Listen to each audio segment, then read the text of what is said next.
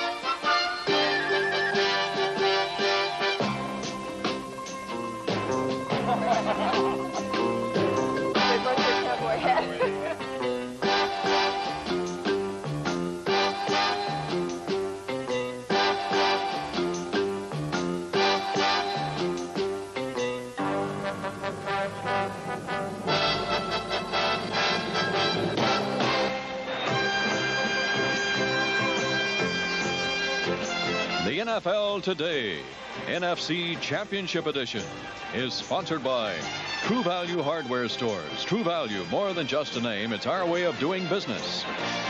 Xerox. And by Aladdin Stanley Thermos Bottles, the tough ones. From the CBS Sports Control in Tampa, Florida, here's Brent Musburger.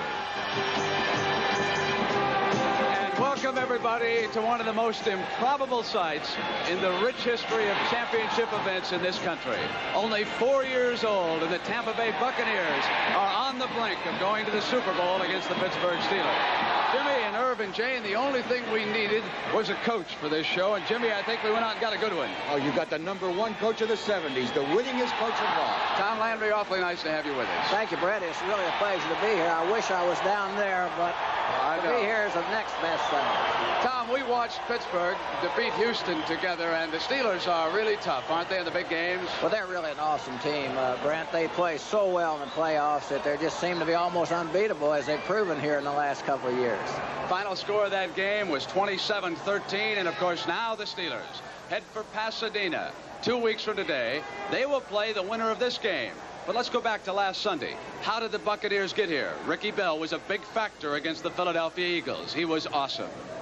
Well, going into the game, we had heard that the Eagles had made reservations to go on to Dallas because they were sure that they were going to walk right over us, and they just didn't give us that respect, and I think that's the reason why we were so successful.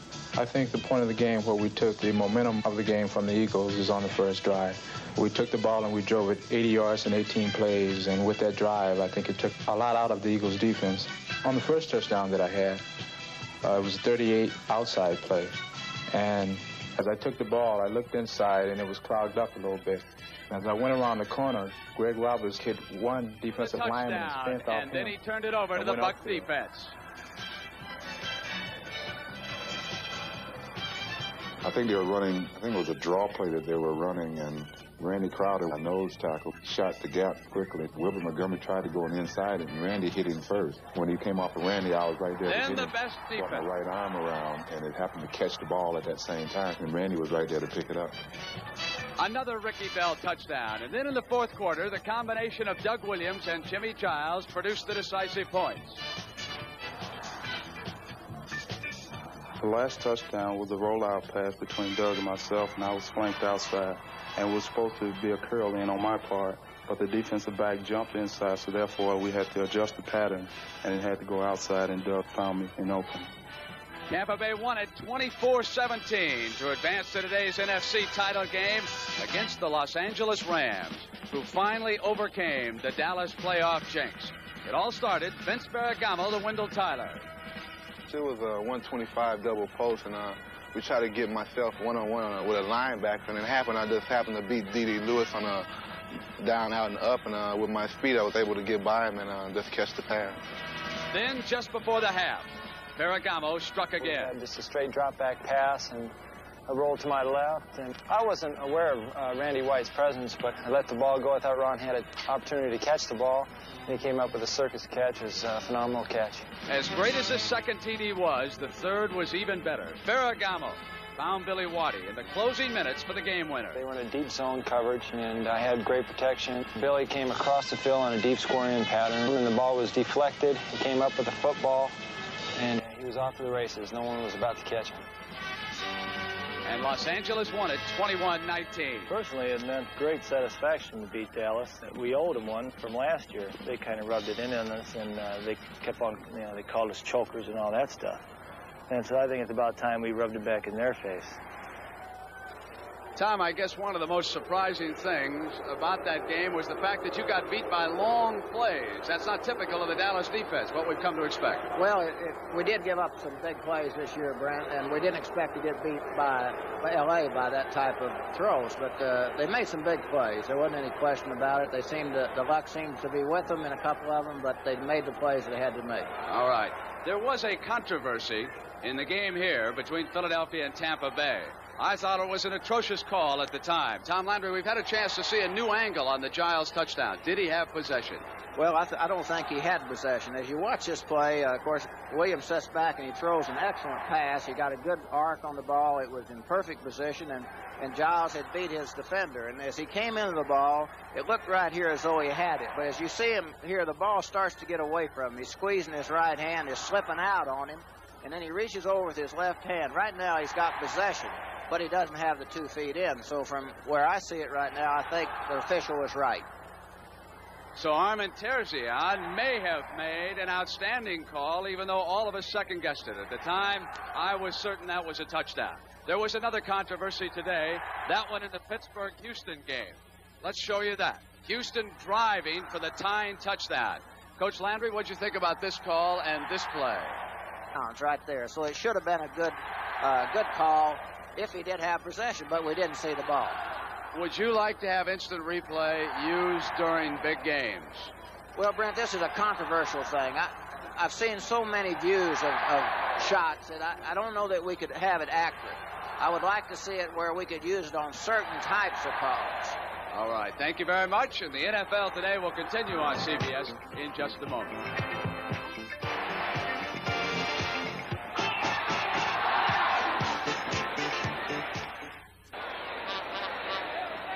The two gentlemen who will describe the action for you today are standing near midfield. Pat Summerall and Tom Brookshire. Let's go down to Pat now.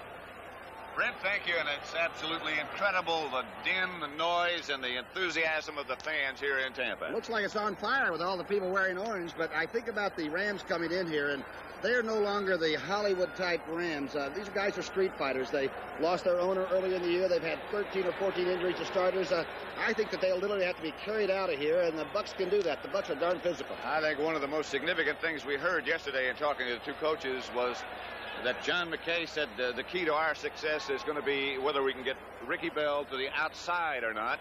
And in talking to the Rams, they said one of the things that we have to stop is Ricky Bell getting outside. And Ray Malavasi would like to get an early touchdown to try to quiet this crowd down. I don't know if that will work, and it's not a good defense to go against. It's the best defense maybe in football. I don't think anything is going to work in quieting this crowd down. There are no fans like this anywhere. Brent?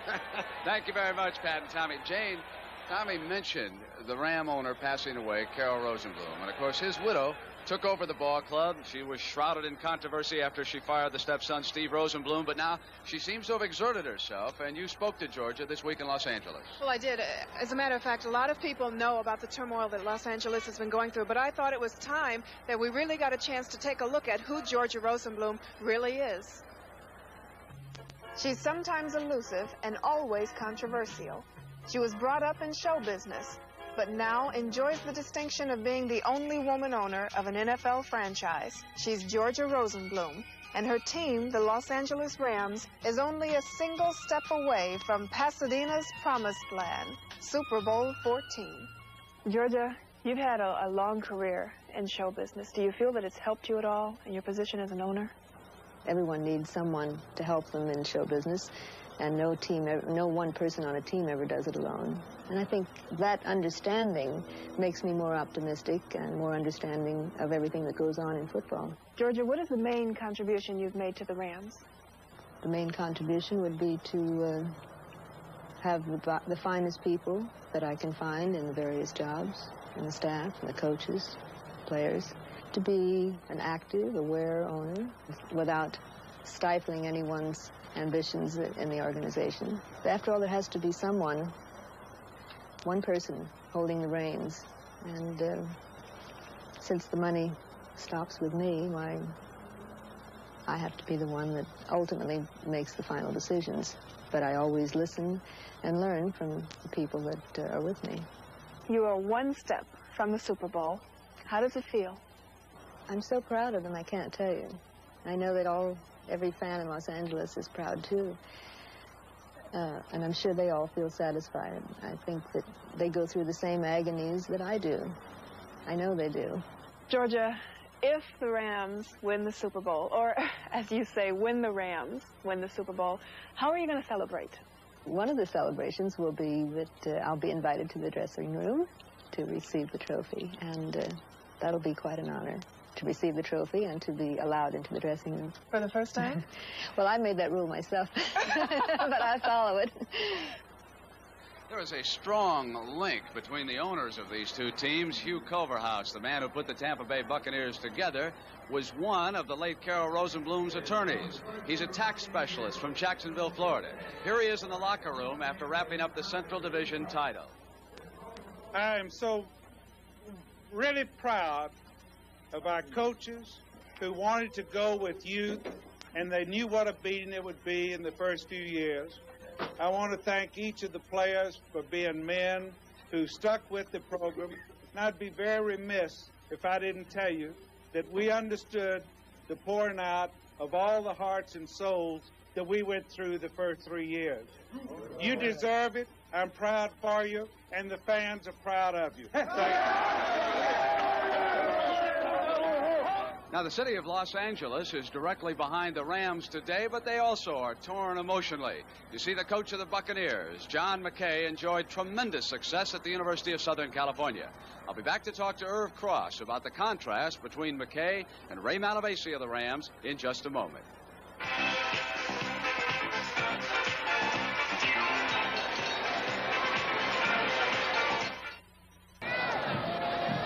The biggest and the baddest Buccaneer is saying, bring on Youngblood and the rest of the Rams. And big fella, they'll be there. We just got a call out of Pittsburgh, and Tom Landry's description of that controversial play was right on, Coach Landry, because they said the side judge said both feet are inbounds, but a question about possession. Well, I would have been disappointed if they'd have missed the feet in, I'll tell you that. All right. Now, Irv, we have got John McKay versus Ray Malavasi, the earthy Malavasi, the humorous McKay, one who takes it as a Third World War, one who seems to have a much lighter approach to the game. Very light. You know, when a game like this is big, you always have a lot of media hype and hoopla surrounding the ball game. Yesterday, both head coaches met with the press, and I asked Ray Malavasi if the Rams were different from the team that lost to the Buccaneers 21-3. We're a different football team right now. We didn't have an offensive line at that particular point. We had changes in the secondary.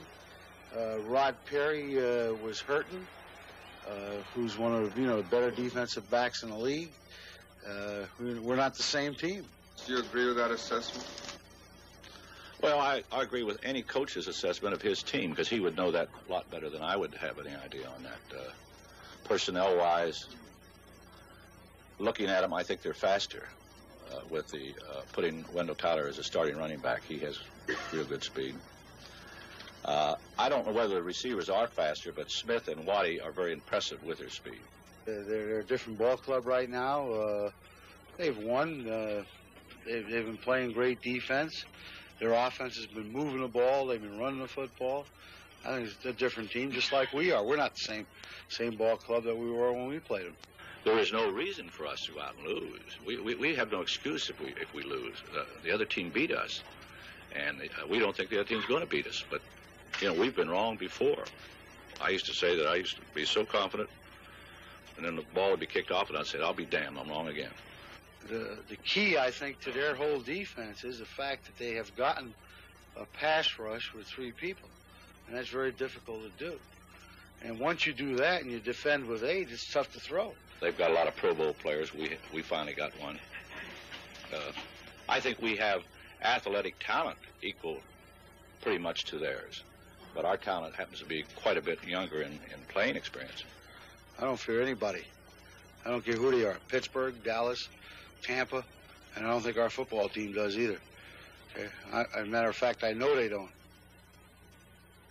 I really don't have anything else to say, fellas. It's going to be a hard-fought game. Both chances the team have decide to win. It'll be played in a stadium.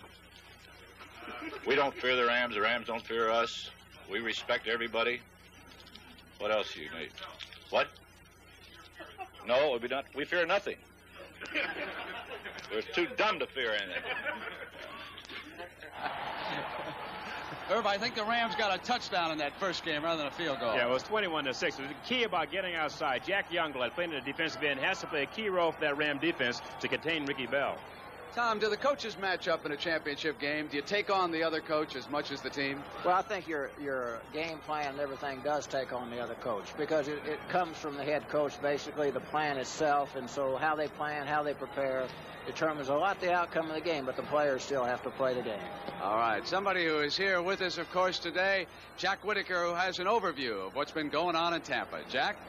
Well, Brent, I think there are an awful lot of us here who were here last week at the Philadelphia-Tampa Bay game that didn't think we'd be back in this Bay Area so soon. So strong was our belief in Tom Landry's Cowboys that they could handle the Rams. Well, the Rams blew that myth away like John McKay blows away football coaching cliches. With a great defense that they've always had and a feisty offense, the Rams last week recovered a great bit of their dignity that was slipping away during the regular season. And because of that, we're being hosted here by the loudest and best four-year-old franchise in all of professional football. Now, if you were to take experience alone as your criteria, the Rams should win today handsomely. After all, they're playing a team whose overall record is merely 18 wins against 46 defeats. The Rams, over that same period of time, have won 44 and lost only 21 and tied 1. The Rams have been to this championship dance 4 times in the last 6 years, only to be turned aside from that last bridge to the Super Bowl by Dallas or Minnesota. Well, today, the purple of the Vikings and the blue-silver of Dallas is replaced by the Florida orange of Tampa Bay, and the Rams can all but taste the sweetness of the championship. But oranges sometimes taste bitter, and the Rams will find Tampa a very stern test. They're a team that believes when they play to their potential, they can beat anybody, including Pittsburgh. And if you think that these two teams are here only because of weak scheduling, remember that nobody gets a free pass to the Super Bowl. These are the survivors, the endurers after 18 weeks of combat. William Faulkner said when he accepted the Nobel Prize that he thought mankind would not only endure, it would prevail. Well, in the National Football League, like mankind, you must first endure before you can prevail, and then only one will prevail.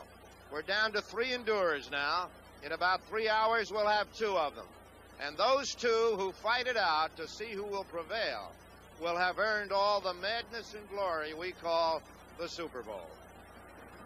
Thank you, Jack. And as William Faulkner might have added, can Jimmy the Greek give me a winner? We'll be back to find out as the NFL Today continues in just a moment.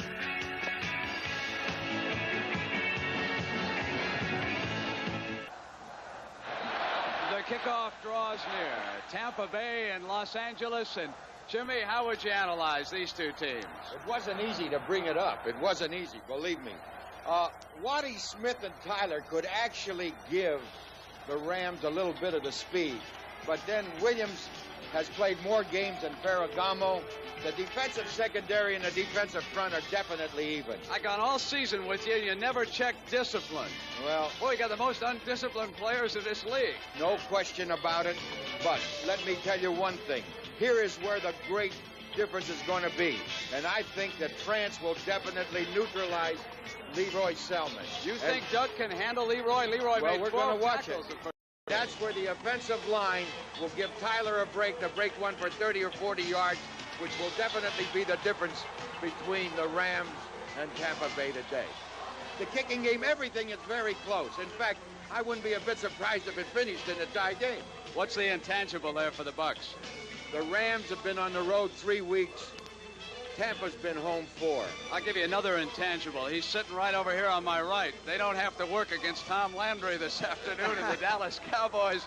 Coach Landry, how do you view this game? An experienced team against a young team? I tell you, this is a great matchup, Brett. I think the strength of the teams, the defense against defense, young quarterback against young quarterback, great tailback against great tailback. It's almost an even a bet. You sound like the Greek. You're not going to pick a winner. No, I'm going to say this. I would go with experience. But I tell you, the Rams are going to have to earn it if they win it in this atmosphere today. I'll tell you that. Brent, Jack Youngblood was limping this morning at the Holiday Inn, and I wouldn't be a bit surprised if he's not substituted for early. Jimmy, you'd limp too if you had a broken leg. The NFL Today will continue on CBS in just a moment.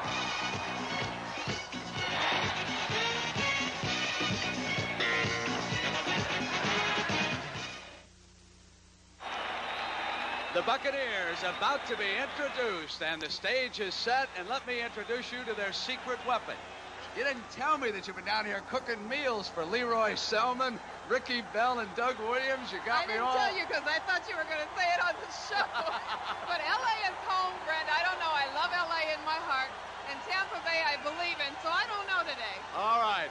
Coach Landry will join us at halftime. We'll talk about Roger Staubach's future. Right now, sit back and enjoy the NFC title game on CBS.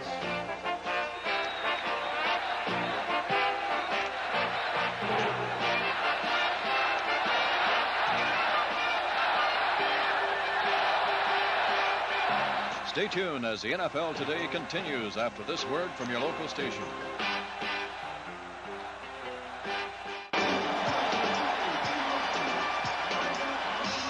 The Tampa Bay Buccaneers. It is impossible to hear as the Buccaneers are being introduced from Tampa Stadium.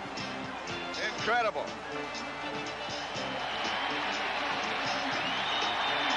It is wild.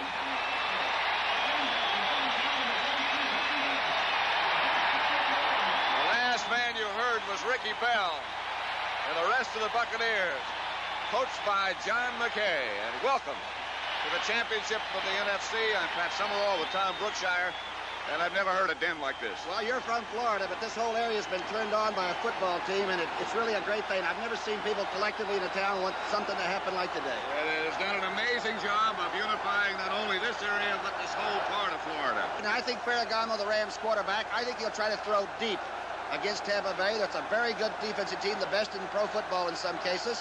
And I think they'll try to throw deep and quiet the crowd down. On the other hand, Ricky Bell has just got to run the ball, as he says he likes to run it about 30 times, and then they win. And we have a tendency to win when he does that. Ricky Bell, of course, broke a playoff record last week. But still, when you get right down to the bottom line, it is defense that got these two teams here, and that's what I figure is going to happen today. Well, I think it's two of the most physical teams, too. I talked to some of the Eagles after the playoff game a week ago, and they're not interested in coming back and taking this up again until next year. They said physically that Tampa Bay has the biggest, strongest linebackers maybe in football, and they really beat on them. It is amazing when you think that they lost the first 26 games that they played just 2 years ago.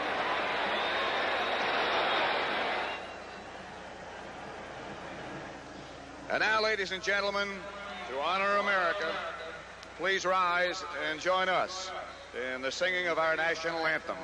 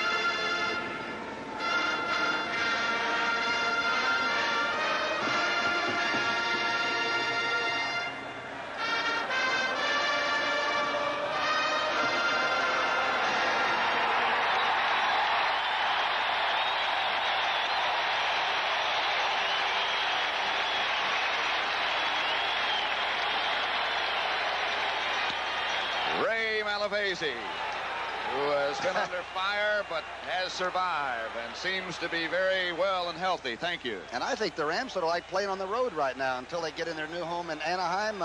They might like to play on the road. They seem to do pretty well, don't they?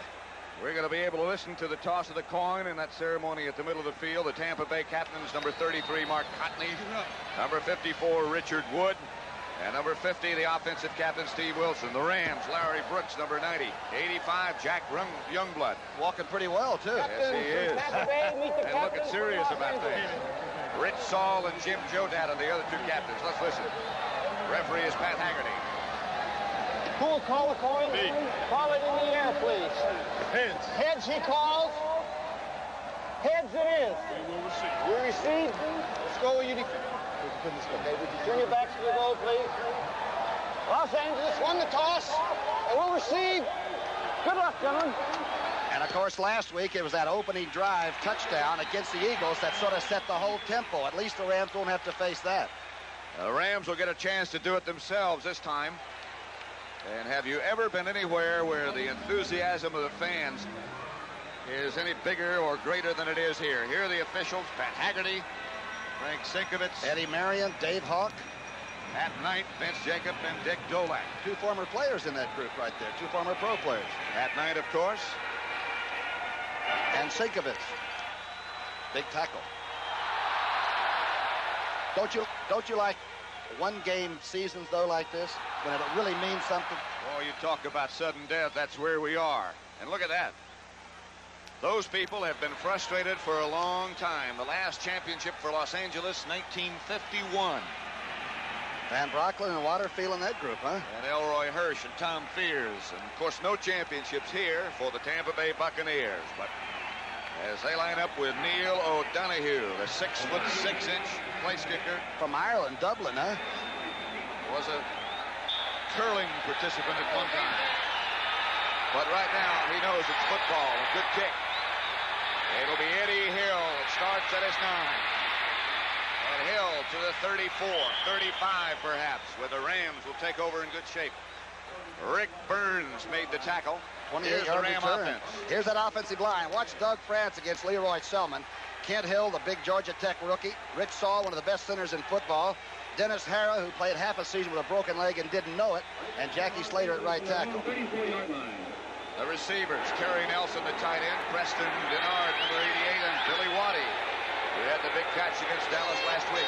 Vince Ferragamo, the quarterback. Wendell Tyler, and Cullen Bryant behind him. And right now, there's only one running back. That's Tyler. And Tyler will carry on the first down, and he slants off tackle for about 4. That is the favorite play for the defensive team right now. That looks like the I formation type stuff that John likes to run. Wally Chambers, that left end, the former Chicago Bear. Randy Crowder, the Penn Stater at nose. And, of course, Leroy Selman, the most valuable defensive player in the league. And 4 very, very good linebackers. And miserably mean, too. The secondary. All hitters and big and tall. It'll be 2nd and 5 for the Rams. Line of scrimmage, their own 39. That is Cullen Bryant. He got a couple, and that's all. First play is a double wing with a wing-back setup, and they run the toss just like John McKay used to do, of course, with O.J. Simpson, and does right now with Ricky Bell. It'll be 3rd and 2 for Los Angeles as Lawrence McCutcheon checks in. Big Doug France checking on something, breaking out of the Los Angeles huddle. Those stats, both of them, huh? And Charlie Young also in, an extra tight end. Remember, the Eagles only managed 45 yards rushing as a team last week. They play that 3-man front. Tampa Bay does about as well as anybody, perhaps better. Here's Tyler. I beg your pardon, McCutcheon. He is near a first down, but from the reaction of the fans, I think he's short. David Lewis, one of those tough linebackers, made the stop. Ran right at Chambers. Watch to the left of your screen. Wally Chambers will show up inside. Ooh, he almost got handled. Look at the linebacking recovery. Number 58. Watch that defense operate. That's Dewey Selman, the little brother of Leroy. He is short of the first down, and Ken Clark is number 13, the Ram punter. Reese, Number 46, who absolutely refuses to make a fair catch. He only had one all year. Back feet for Tampa. He'll have a chance to operate with this one. But not very well, out to about the 30. Ram coverage is good. It was a line drive kick by. All right, you want to see a good-looking tailback out of the eye, watch Ricky Bell. And here's the line. Big fellow from Arkansas. That's Mr. Ravis, the left tackle. Greg Horton, the former Ram. Steve Wilson, the biggest offensive center in football. Greg Roberts. And, of course, he's the rookie of Oklahoma. And Charlie Hanna, who has become a very fine offensive tackle. Played defense last year, but is one of the best right now, coming off a knee injury. Jimmy Giles, the tight end, and he's one of the best. They said he might be the best tight end in football. Quarterback, of course, is Doug Williams. And behind him, Eckwood and Johnny Davis. This will be Ricky Bell. Bell straight ahead, perhaps one, no more. Talking to McKay yesterday, John said, I would like to run outside. I have to run outside to beat this team, but I may have to work inside until I make the big guys play honest and stay inside on that defensive line. Here's that defensive line. Jack Youngblood has had the fracture of the leg, but he looked like he was ready to play, and that'll be a big test. Mike Fanning, the Notre Damer, Larry Brooks, and, of course, Freddie Dryer, who had a great year this year. Three solid linebackers for Los Angeles as well. And their secondary. 2nd and 8, a 2-yard pickup. On first down, Ricky Bell is the lone setback, and he is trying to get outside and cannot. Fanning. Mike Fanning is the first man there almost as quickly as Bell. Again, we said this is not a Hollywood-type Ram team. These are not glory boys. None of them have shaved in 3 days, and they're angry, and they are street fighters today. Great play by Fanning from behind. This telecast is presented by authority of the National Football League. It's intended for the private use of our audience. Any rebroadcast or other use of this telecast without the express written consent of the Tampa Bay Buccaneers and the National Football League is prohibited. 3rd down. Doug Williams looking deep. Got rid of it. And completes it out of bounds. Very, very difficult to get Mr. Williams down. Big and strong he is. He's 6'4" and loads it up. But watch Freddie Dryer, number 89. He will come across the screen like a shooting star. But this man is so strong, he still is able to throw it as Dryer's hanging on. It's a thoroughbred. Tom Blanchard is number 16, the ex-Giant, ex-New Orleans Saint. He kicks a low kick, doesn't he, Pat? Sometimes that kicks the coverage a little bit. Sometimes he gets off a line driver. Eddie Brown is number 25 back for the Rams, standing at his own 35.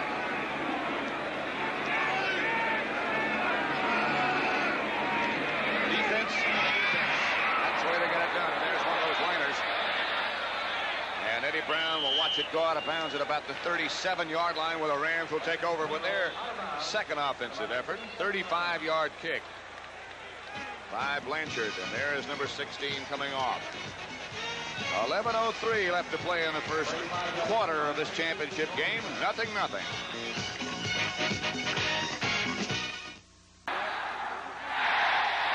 Ricky Bell, not very successful on their first offensive endeavor were the Buccaneers. The Ram defense looks solid, but so does the other folks. Big Jack Youngblood still breathing fire, huh? Jack, of course, went to the University of Florida and still enjoys the fellowship and some hunting around here once in a while. Let's see if Ferragamo now has found somewhere to probe successfully.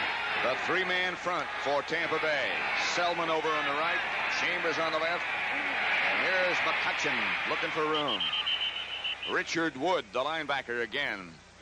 Pretty good first down pickup, though, almost 5 yards. It is at least 5 yards. People have not been able to do that. Rams alternating, it seems, Wendell Tyler and Lawrence McCutcheon, and right now Tyler is back in the backfield with Cullen Bryant. The big fullback who does not fumble. 2nd and 4. It was a 6-yard pickup by McCutcheon. 0-0 score yet. Then Ferragamo, who hasn't put it up yet, gives to Cullen Bryant. And the Rams operate now in Buccaneer territory. Across the 50, Cedric Brown, the safety man, had to make the tackle. The big fella is extremely fast. He was actually the All-American defensive player at Colorado. One of the best ones they ever had, I guess. has 128 carries now without a fumble. And a lot of people are grabbing at you when you're a fullback. Big effort. 1st and 10 Rams.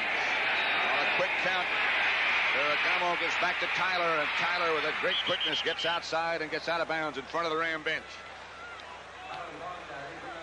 7 yards for Tyler.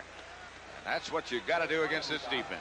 Well, Cotney came up and as a good safety man coming up on the force, and watch the inside move Wendell gives him. Looks like he's back at UCLA playing for Dick Vermeil. He just got outside the linebacker too. Makes it look awfully easy. Remember, he's only 190 pounds, and he's going to have to make some contact before the day's over. But very, very quick is Wendell Tyler. 2nd and 3, 7 yards for him. At the Buccaneer 41, the Rams operate. Bucks showing blitz. Ferragamo is yet to throw. Still hasn't. Colin Bryant to the outside. Bryant will have another Ram first down. Jolted out of bounds at about the 28 by Mark Cotney, the safety man. 11 yards. Well, look at this. The biorhythms must be really good for Colin Bryant. He's running now like Wendell Tyler. Dips in, gets back to the outside. Washington gets screened off a little bit by Denard. Rams got that offensive rushing game going against a team that does not give up many yards. Bryant, 3 carries, 23 yards already. 1st and 10 Rams at the 30-yard line of Tampa Bay. Vince Ferragamo, the quarterback. Youth against youth at that position, and here's Tyler behind Hill, and Wendell Tyler almost broke it. Richard Wood, the Batman, made the tackle. It's a good thing the Batman is a great tackler, and he is. Watch number 54, because Nelson gets a great block on Wally Chambers, and Wendell Tyler would be gone without that one. Richard Wood with those bat emblems on his elbow pads and wrist pads. He's with the Jets, wasn't he, originally? Right. But he's happy here. This defense, by the way, has held 7 teams under 100 yards rushing. We just got to look at the Pro Bowl representative for the Buccaneers, Leroy Selman. The Rams had 6. Ferragamo will throw outside to Colin Bryant with Brockers in front. And Bryant down inside the 20 to about the 17. Stopped by Washington. 11 yards. More for Los Angeles. And they look as if they are mean and ready, as Mr. Brookshire has been telling you. Okay, let's take a look at it's just a checkoff pattern, but actually they've got the lineman pulling out that way. It's a slip screen. This is designed. And for some reason, those linebackers on the 34 got caught a little bit out of position. And don't be fooled by Colin Bryant. He's got speed. Watch this. Leroy Selman against Doug France. Good block. They said that Selman had never been off his feet. A fumble. Rams say we have it, but the Buccaneers do. Richard Wood makes the recovery, number 54. The big problem the Rams have had was turning the ball over. Against San Diego, I think it was, they lost 4 fumbles. And the fumble is about the most dangerous thing, the most deflating thing a team can suffer. Wood got it away from Tyler. Batman gets ball. Buccaneers will operate on offense now. And these fans are really alive. Doug Williams, quarterback. Ricky Bell is now the fullback, and Eckwood is the tailback. That is Eckwood. Jack Reynolds, the hacksaw, on the tackle. Eckwood's out of your old alma mater, right? Arkansas. A number 3 draft choice that early in the year had a couple of 100-yard rushing days, and then he broke his wrist, didn't he? The right wrist. Yep. There's Richard, who recovered the fumble. But that Eckwood is a very fine running back for a 3rd-round draft choice. That broken wrist has really set him back. He's never reached the pace that he was at early in the year. Since then, a 3-yard pickup for Eckwood. 2nd and 7. Eckwood again. Nothing doing. Mike Fanning, number 79, is the leading Ram tackler, at least on that play. And watch that defense operate. And they're running at Freddie Dreyer, who at about 220 pounds is always supposed to be too small. But you got Hacksaw Reynolds filling to the inside very quickly, and Dreyer and Larry Brooks play extremely well together on that side as a tandem. A lot of people chasing. A lot of people said that he said something about Doug Williams not being a good quarterback, and he said he meant Paul Williams. A musical person. That message didn't get across. Johnny Davis and Ricky Bell this time, and this will be Bell. And Bell blasts out for a Buccaneer first down. Their first one outside the 25 to about the 28. Pat Thomas and Bob Brudzinski made the tackle. Watch the good pulling block here by the guard. Watch this now. You'll see it get out. 64 is coming out. That's Horton, the former Ram. He cuts Cromwell down. I tell you, they get off the ball. Horton, of course, had injury problems with the Rams, but he ought to know Larry Brooks and that bunch pretty well. First down, Buccaneers at their own 29. First and 10 with 6:15 left first quarter. Johnny Davis is number 38, right behind Williams. But that's Ricky Bell, barely back to the line of scrimmage. Maybe a couple. And all of a sudden, things got quiet. Just waiting to see if Ricky gets back up. I remember the injury he had in the Rose Bowl game, and a young freshman came in that looked skinny by the name of Charlie White and had 100 and some odd yards replacing Ricky Bell. And who's done reasonably well since then. Pretty good runner, huh? Great runner. Ray Malavasi, Ram head coach. Doug Williams, they say, is a low percentage passer. But John McKay was telling us yesterday that much of that is his fault because of play selection, and Williams stays in there. Oh, throws, and he can gun it.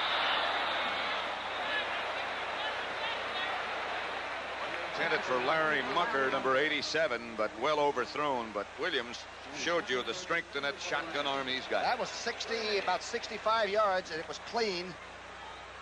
And I was talking to him, and he said that his idol in baseball used to be Drysdale. And, of course, he was a great baseball player himself, wasn't Doug? Yeah, best pitch was a curveball, they say. Drysdale's best pitch was the brushback pitch. High and hard. If his idol was Drysdale, no wonder he's tough to sack.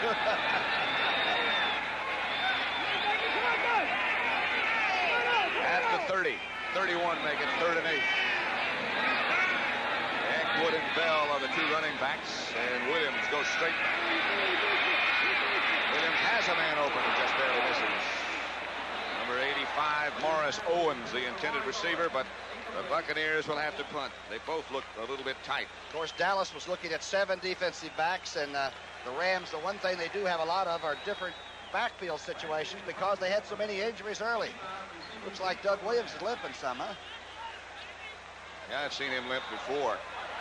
And all of a sudden, it disappears very quickly. I wouldn't think he has a serious problem at all. Eddie Brown back deep for the Rams, and Blanchard standing at his 15 will punt it.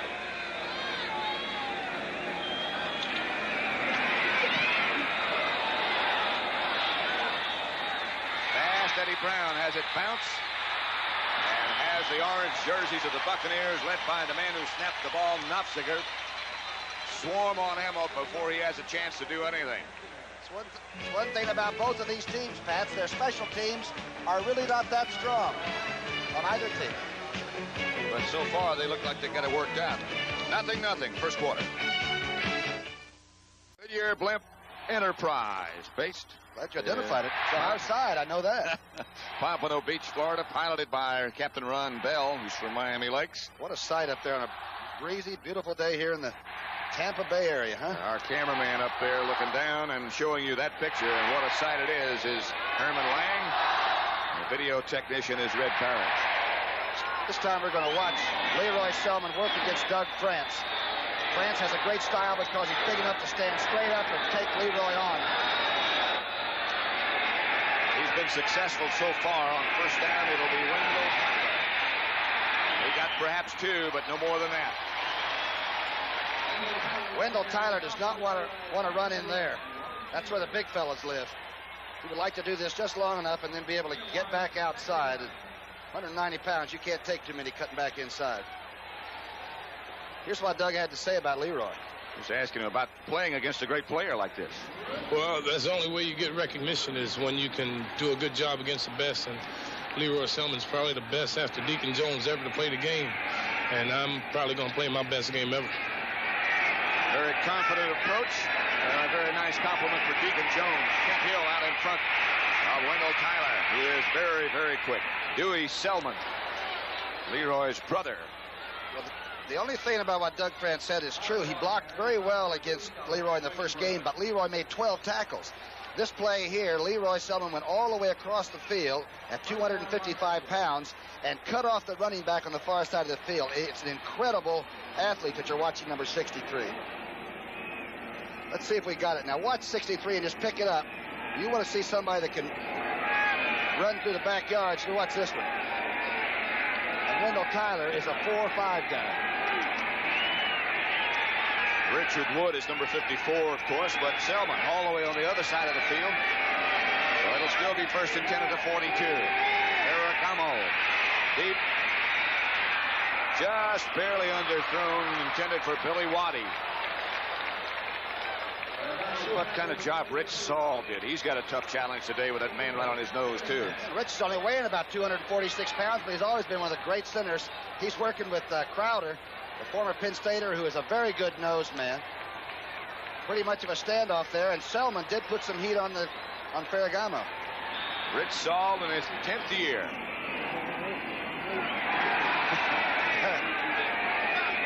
Is that where we were? Leroy's Market.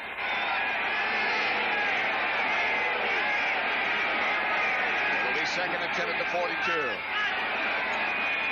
Ferragamo gets off to Cullen Bryant, who barrels out near a 1st down. Leroy Selman again on the tackle, but Cullen Bryant with good yardage. The only running back to have over 100 yards against Tampa Bay was Taylor of the New York Giants, 148 yards. But every back that runs against Tampa Bay pays for it. And that's the way they'll say, okay, you'll make yardage in the first half, but not the fourth quarter. That's one of the great things about Cullen Bryant. That statistic you look at right there, 131 consecutive times now without a fumble. John McKay. Looks like he's sizing up a putt. Which he probably did yesterday. Here is Wendell Tyler, and he's got some more good yards, about 6 or 7 before Richard Wood. The 54 make the tackle. Good block by Hera, number 60. Big Florida man in there for the Rams. 58 is Dewey Selman. Boy, he could fill a hole. This is good running by Wendell. He's the one that had the big day for Vermeil in that one Rose Bowl against Ohio State. One of the great college games I guess I ever watched. At the 41, it'll be 2nd and 3. 2:25 left first quarter. No scores yet. The winner to play Pittsburgh in the Super Bowl, and Cullen Bryant bangs away for a 1st down. If you could stand up the nose man and get the guard through on one of those linebackers and sort of blow him out, you got a chance against the 34. Watch Bryant cut back against the flow because Crowder plays the pressure and sort of overruns it. Pretty good running by Cullen Bryant. Good block by Saul. Bryant, 5 carries, 39 yards. Tyler, 7 for 32. Jack Youngblood and Fred Dreyer, the defensive ends, look on. Vince Ferragamo in place of Pat Hayden on 1st and 10 at the Buccaneer 36. Backtracking, firing. No one home. Intended, I believe, for Preston Gennard, but Ferragamo had nobody near. Patrick Ferragamo has got to look off the receiver he's going to go to a little bit. This is a very good secondary, like Washington, who's 6'3", 200 pounds, you know, they're good. But they back off straight away, and if he would look one side and then maybe go to the other side with the receiver, he's got a better chance. If he starts throwing it like that, they're going to pick the ball off. Ray Malavasi said yesterday that he felt that in spite of the fact that not many teams, if any teams, have had any success going deep, throwing deep against the Buccaneers, he felt that was one of the keys to the Rams' success. He felt they could do it. They haven't tried yet. And it's Wendell Tyler, and down he goes. Mark Cotney, the safety man, is there before Tyler even got possession of the ball. I think Mark Cotney doesn't appreciate what's happened this year. He was with the original Bucs. And watch this as he dogs from the safety spot. Meets the ball carrier as Wendell took the handoff. From Cameron State. He looks pleasant enough. Boy, he went through some of those years when you know how tough it was down here. They were going for 0-26 and all of that. And they got it. Yeah, they made it.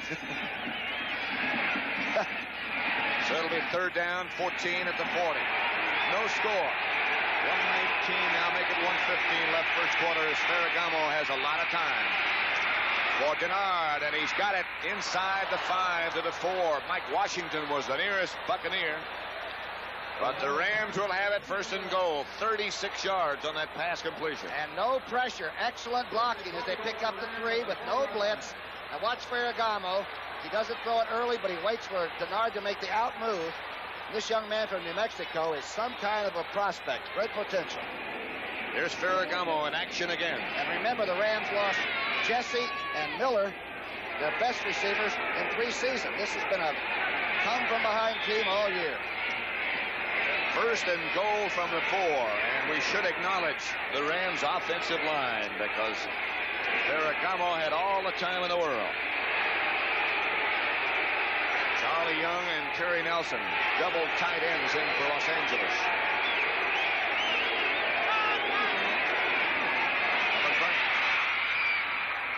Flag is down.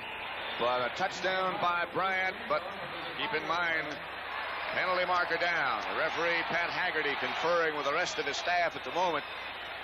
Touchdown, Bryant, but discussion goes on. Looks to me like Jackie Slater has given Wally Chambers a pretty good ride over that left defensive end. That was a big hole that opened up to be near the goal line that close. Rams special team comes on. Number 71 for the Rams, of course, is Reggie Doss. Now, let's see. Pat Haggerty will figure this out. With some help. Got to wait from the players first so you can turn the mics off and on again.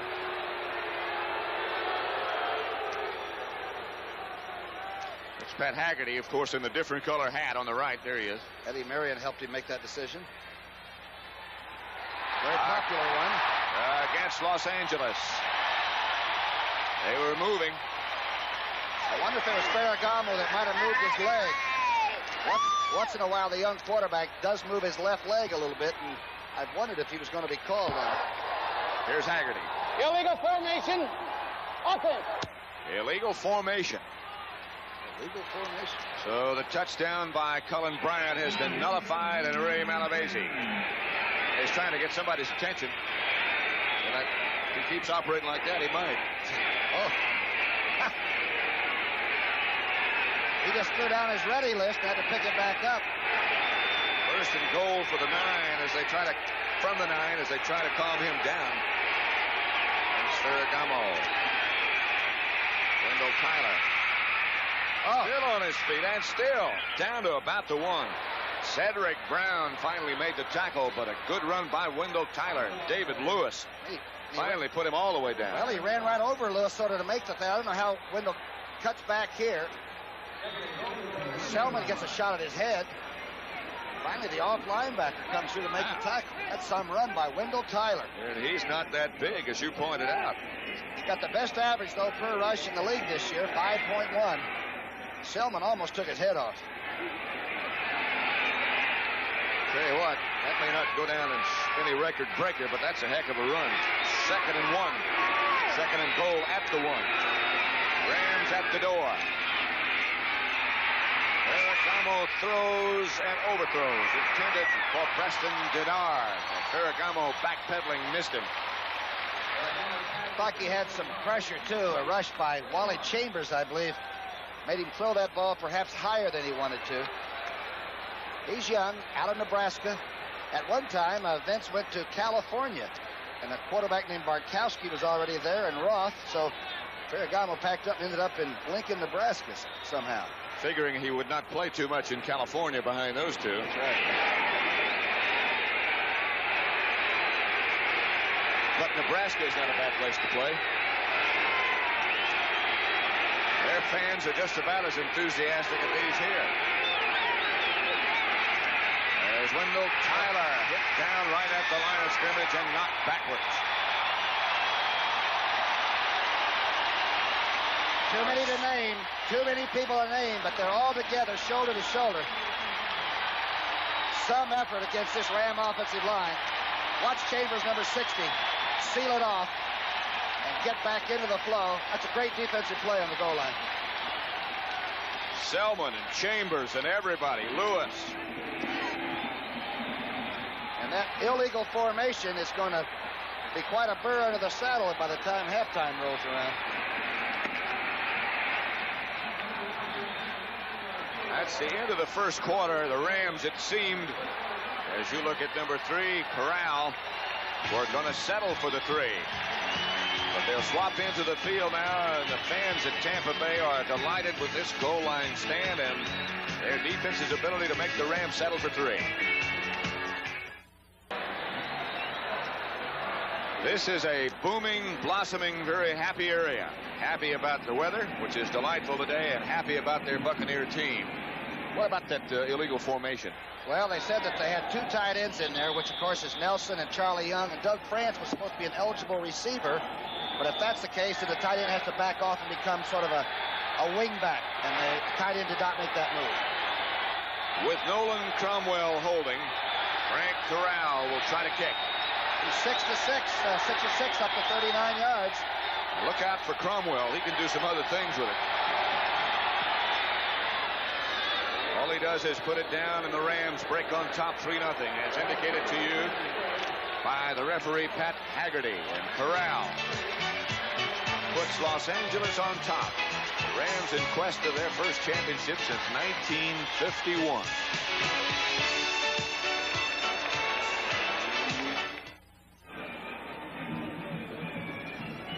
The scoring drive for the Rams, 13 plays they kept it, 68 yards. Corral's 19-yard field goal makes it 3-0 Los Angeles. Rams had 82 yards rushing and 45 passing in the first quarter against Tampa. Isaac Higgins will operate from the goal line with the wedge in front of him. And he's got some room. Corral made the tackle. Eddie Brown was back there with him, but if he had been able to evade the kicker, Corral, he might have gone. Well, Corral is a good athlete. We've been told that, and he proved it then. Here's Jodat, one of the wild men on the give-up-your-body kickoff coverage teams. 43 gets there, but Higgins gets a good hallway as he takes one high on the helmet there. That'd have been a prize fight. They'd have stopped it. Great tackle by Corral. Now it's Danny Reese. They put the overhand shot on Jodat. It'll be first down Buccaneers. And Ricky Bell operating now at tailback with Johnny Davis, the fullback, is stopped by Larry Brooks. Who's going to be there? Pittsburgh and either Tampa Bay or Los Angeles in Pasadena on January the 20th. We're going to be there, too.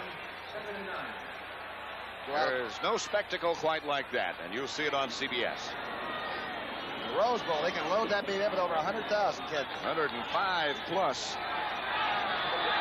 You got any tickets? Not the extra ones, no. 2nd and 9.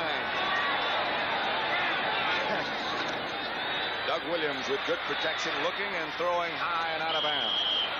On purpose, he did that. No passing yardage for the Buccaneers at all yet. 0 for 4 for the second-year quarterback from Grambling. And only 13 yards rushing for Tampa Bay. Darn Rams came in a tough mood, didn't they? They sure did. They lead 3-0 with 14:05 left in the first half. Pittsburgh beat Houston today. They will represent the AFC in that Super Bowl. One of these two. A lot of people expected Pittsburgh to be there. Not many expected either Tampa Bay or Los Angeles to be there. Doug Williams fakes, pumps, and fires high over the head. Wow. And wide open. The intended receiver was number 85, Morris Owens, and he had about 5 strides on the Ram defense, but Williams was way high. Williams had about 6 seconds to throw the ball, too. He had time to jack it and clean it off and really throw a deep pass. Good blocking up front. Blanchard, number 16, in to kick. Averaged 36 yards today, almost 40 on the year. They've been trying to block this. It looks like they've been putting some pressure right up the seam, right by 55 and 57 there. Rams have 10 up on the line, and Eddie Brown, number 25, back to return the punt. See if they do try to block it. No, they're trying to set up a return. Blanchard's kick again lacks some authority. Eddie Brown goes up with a hand for the fair catch at his own 38. 32-yard kick by Tom Blanchard, and the Rams continue to lead with 13:50 left first half. Los Angeles 3-0 over Tampa Bay.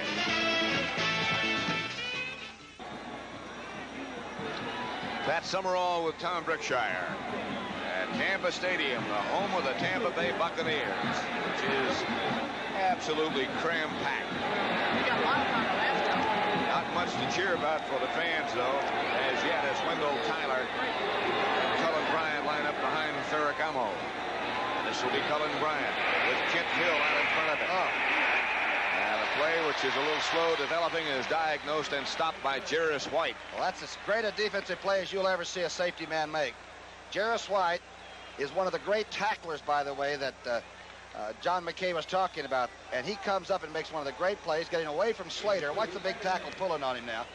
Here's the misdirection, the little hit when you got the big back out front. Now watch this tackle by Jarris. That's an outstanding play. I thought it was interesting that John McKay said yesterday one of the keys to their first victory, their regular season victory over the Rams, was that they tackled very well. And it with Tyler, who heard somebody coming. Trying to set up a screen for Tyler as Hill and France are out there. It's Ferragamo, of course, a young quarterback. Didn't figure to be the starter. Boy. We asked him how he felt about the pressure of being in a championship game like this.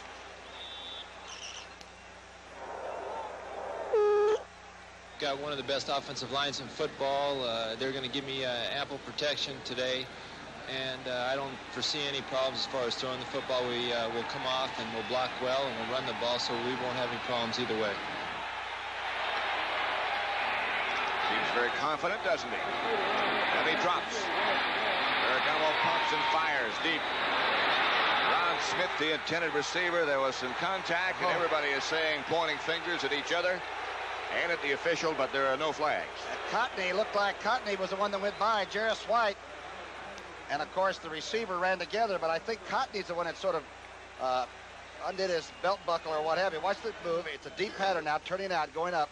Now watch number 34 get somehow into the action, too. Oh, no, he stayed away, and Jarris did it. It's the old BB trick, getting between two fellas and bouncing around a bit. Looking up high, Ken Clark. His season average was respectable, 40.1 today. 34 is his best effort. And this is another line drive. Reese evades one Ram tackler, gets back to the 30, and that's where the Buccaneers will operate after a 37-yard punt by Clark. 12:47 left in the first half. The Rams lead 3-0. One of these two will play Pittsburgh in the Super Bowl after the Steelers beat Houston today 27-13. 3-0 here, Los Angeles. Wow. What a shot. Takes your breath away. Tampa Bay and the sunset. It's Wally Chambers over with the ice bag on the sideline, number 60. He always does that. He's got an arthritic knee. Welcome to the club. He plays well, too. Yes. At the 30, 1st and 10. Not much for the Buccaneers. Although Ricky Bell struggles for perhaps more than he should have gotten just because of his own athletic ability.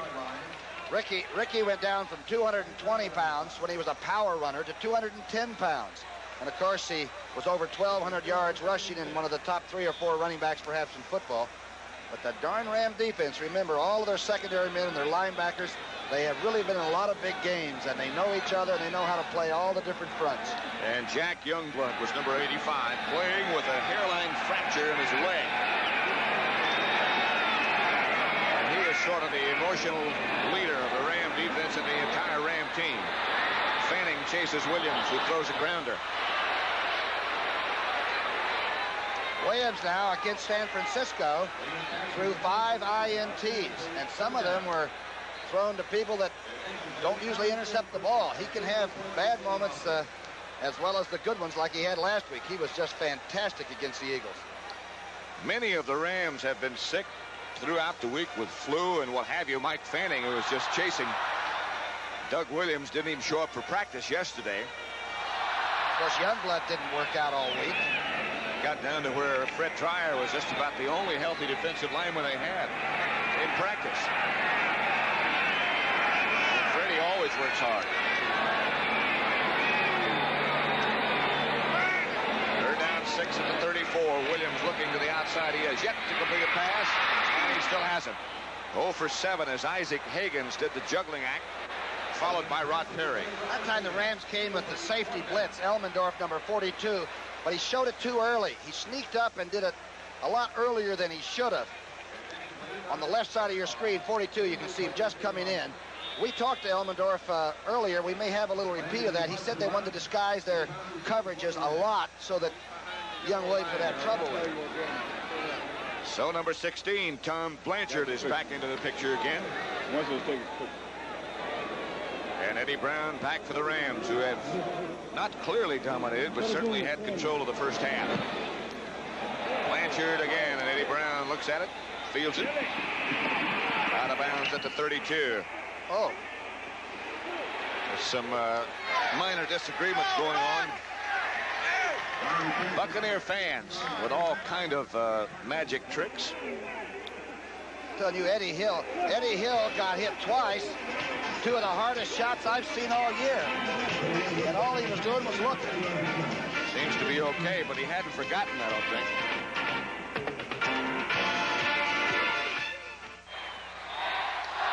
Bill Kohler has replaced Wally Chambers now on the Buccaneer defense, number 77. Chambers, they tell us, examine more at the half, and he may not be back. That certainly would cut down on their pass rush effectiveness. As Ferragamo, with good time, fires for Terry Nelson.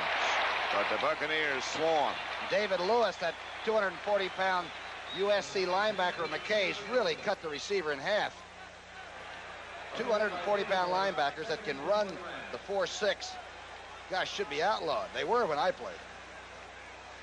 So far, Doug Williams, none for 7. Obviously, no yards. Ferragamo, 2 out of 8 for 45. We expected defense would dominate, and it has. But all Doug Williams has to complete is one long one, then you don't worry about the percentage. He doesn't. 2nd and 10 for the Rams at their own 32. 11:44 left first half. Ferragamo gets to Tyler. And Tyler, after it looked like something serious might develop, is cut down by Mark Cotney. Good blocking on the offensive right side. They're solid in the middle. They seal everything off, and Slater and company, Cullen Bryant, number 32, got a good block. That's a crisp tackling team. It'll be 3rd and 5, 3-0. Los Angeles has the lead on a 19-yard field goal by Corral. And that's been it. Ferragamo to Bryant. That should be enough for a Los Angeles first down. Mike Washington herded him out of bounds, and that's about what happened. An 8-yard pickup. Looked like Cecil Johnson, the outside linebacker, just sort of might have looked into the backfield too much, because he had the coverage on this, and it didn't look like quite that much of a pattern. He just went straight into the flat. Once he caught up, he did a little job, though. Cullen Bryant. They have said, why don't you use McCutcheon and Tyler together? And the Rams keep saying, because that guy's doing too good a job. He's a natural fullback, isn't he? 235 pounds at least, number 32. 1st and 10 at the 45. This is Wendell Tyler, cut down in the backfield on a fine play by number 45, Jarris White.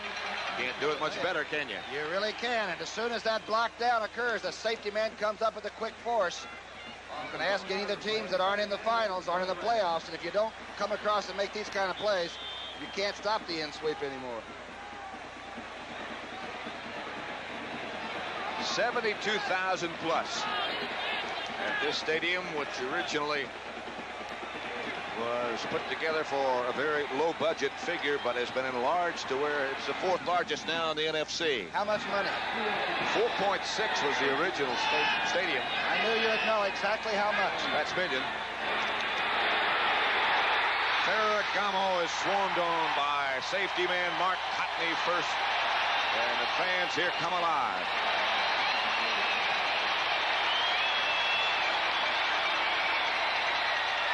Look at the safety man comes up. Here comes Cotney. There's not enough people around. Ferragamo was lucky just to keep the ball and not lose control of it. 10-yard loss. 5-year man Mark Cotney, and watch him operate again. Of course, if you throw deep, this is one of the hazards of the industry of playing quarterback. You've got to have something called that can get the ball off long and high. Dewey Selman and Leroy Selman put more pressure on Ferragamo, and again he feels it. This time he completes his pass to Wendell Tyler, who is knocked down seriously by the members of that Buccaneer defense. Cotney again. All right, here it is. A good move by Ferragamo, who's not noted as a good moving quarterback. But here on the run, he picks out Tyler coming around the horn, and Cotney really sticks the former UCLA All-American. Cotney, of course, number 33. The other, number 54, is Richard Wood. Both of them have had good defensive games so far. Here is Clark Therese, who will not fair catch it. He watches it go over his head and into the end zone, and the Buccaneers will operate to the 20 after a 52-yard kick, this time by Clark. We have 8 minutes, 55 seconds left to play in the first half. I think something's going to happen real fast. Right now, it's 3-0, Los Angeles.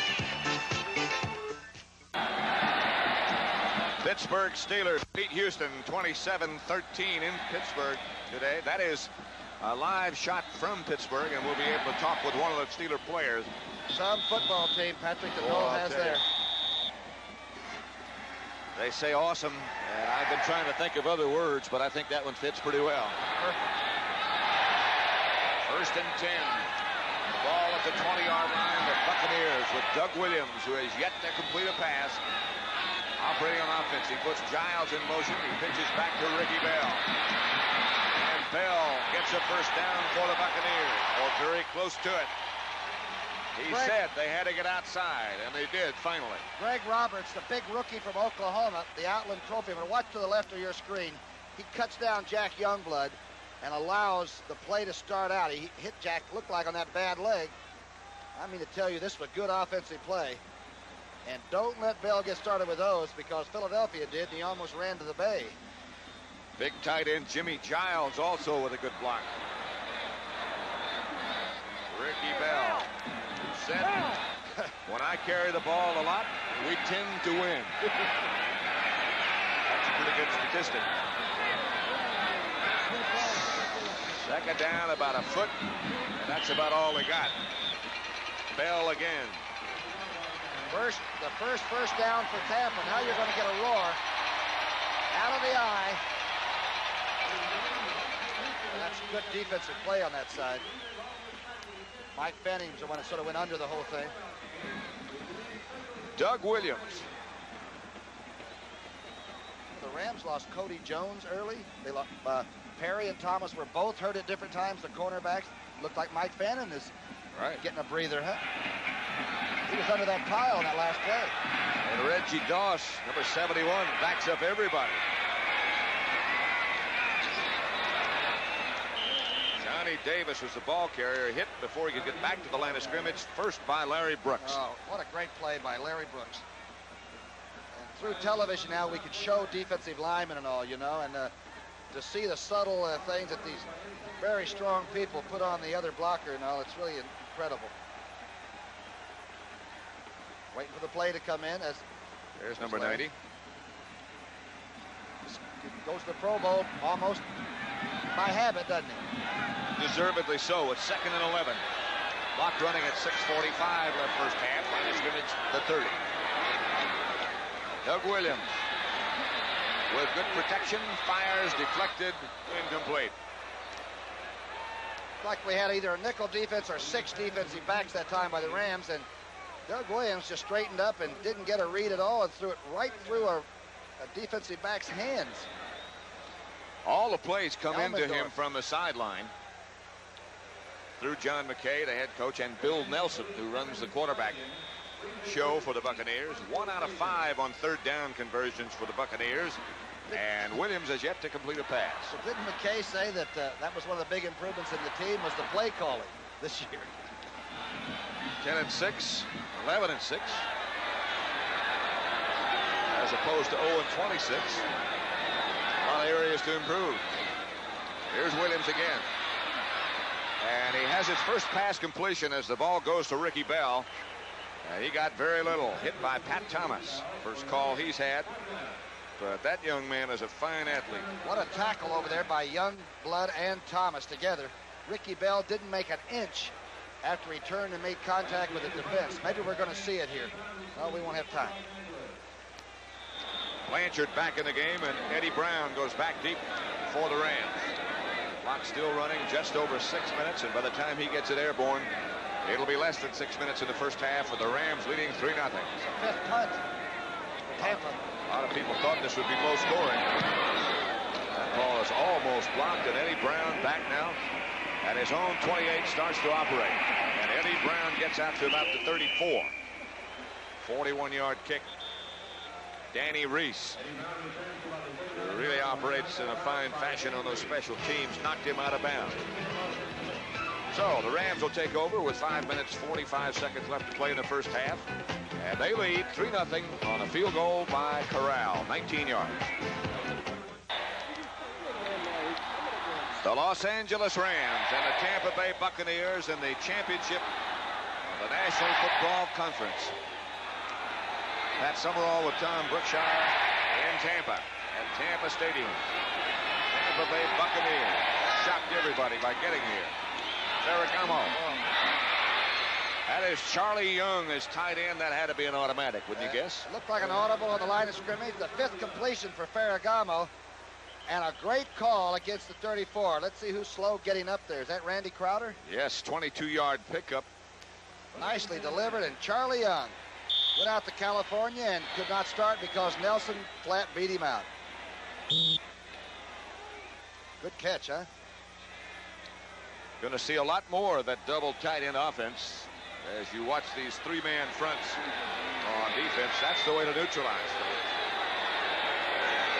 Young is lined up tight on the left side. And here is Wendell Tyler. I beg your pardon, Cullen Bryant. Tyler, the blocker, out in front. Not much doing for him. That Dave Lewis. Lewis again comes up on the outside. When he played at SC, Lewis weighed about 220, but now he's up to 240. Watch this tackle he puts on. Comes off the ground. A good block was laid on him, and he still makes the tackle. He is big enough to be a defensive end now. And when the Buccaneers blitz, he's usually the man who's involved in some fashion. That bench is very quiet right now as Los Angeles leads 3-0. This is Wendell Tyler behind the line, taken down by David Lewis again. Boy. Some of the toughest guys seem to be the nicest people off the playing field, you know? But he came on the field today and put the helmet on and never smiled, no matter shook your hand or anything else, buddy. He's all business. He is the leading starer, they say. Every After time he tackles, he looks. He looks right in their eyes, right? John McKay said everybody knows he hit him. He doesn't know why he does it. Just wants to make sure they know. In case they check him out again. My eyes were usually crossed.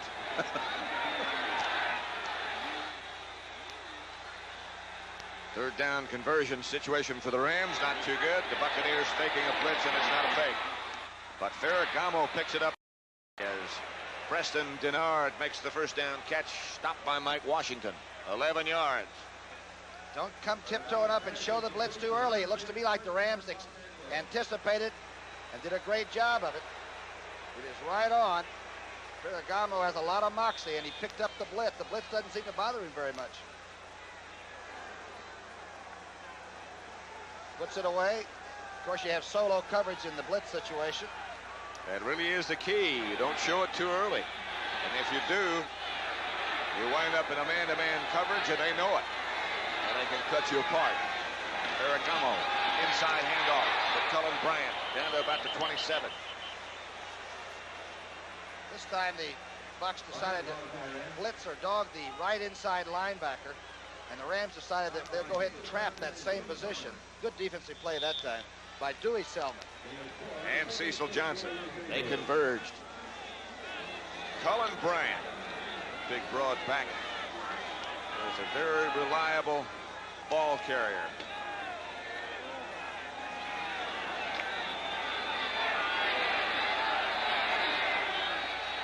Second down, 6. Vince Ferragamo, 6 out of 12 for 100. Rams lead 3-0. Ferragamo again to the tight end, Charlie Young. And again, perhaps an audible, not sure. 13-yard gain, another first down. It's a funny time, though, to go blitz crazy on defense. Here's Charlie Young just turning to the inside looking for it. And that must be an automatic that if they come up and give us that front, they're coming again with the blitz. We'll do it again. Charlie Young wearing gloves on both hands as the 2-minute warning is now given both to Ray Malavasi of the Rams and John McKay of the Tampa Bay Buccaneers. And the Rams continue to hold that lead 3-0.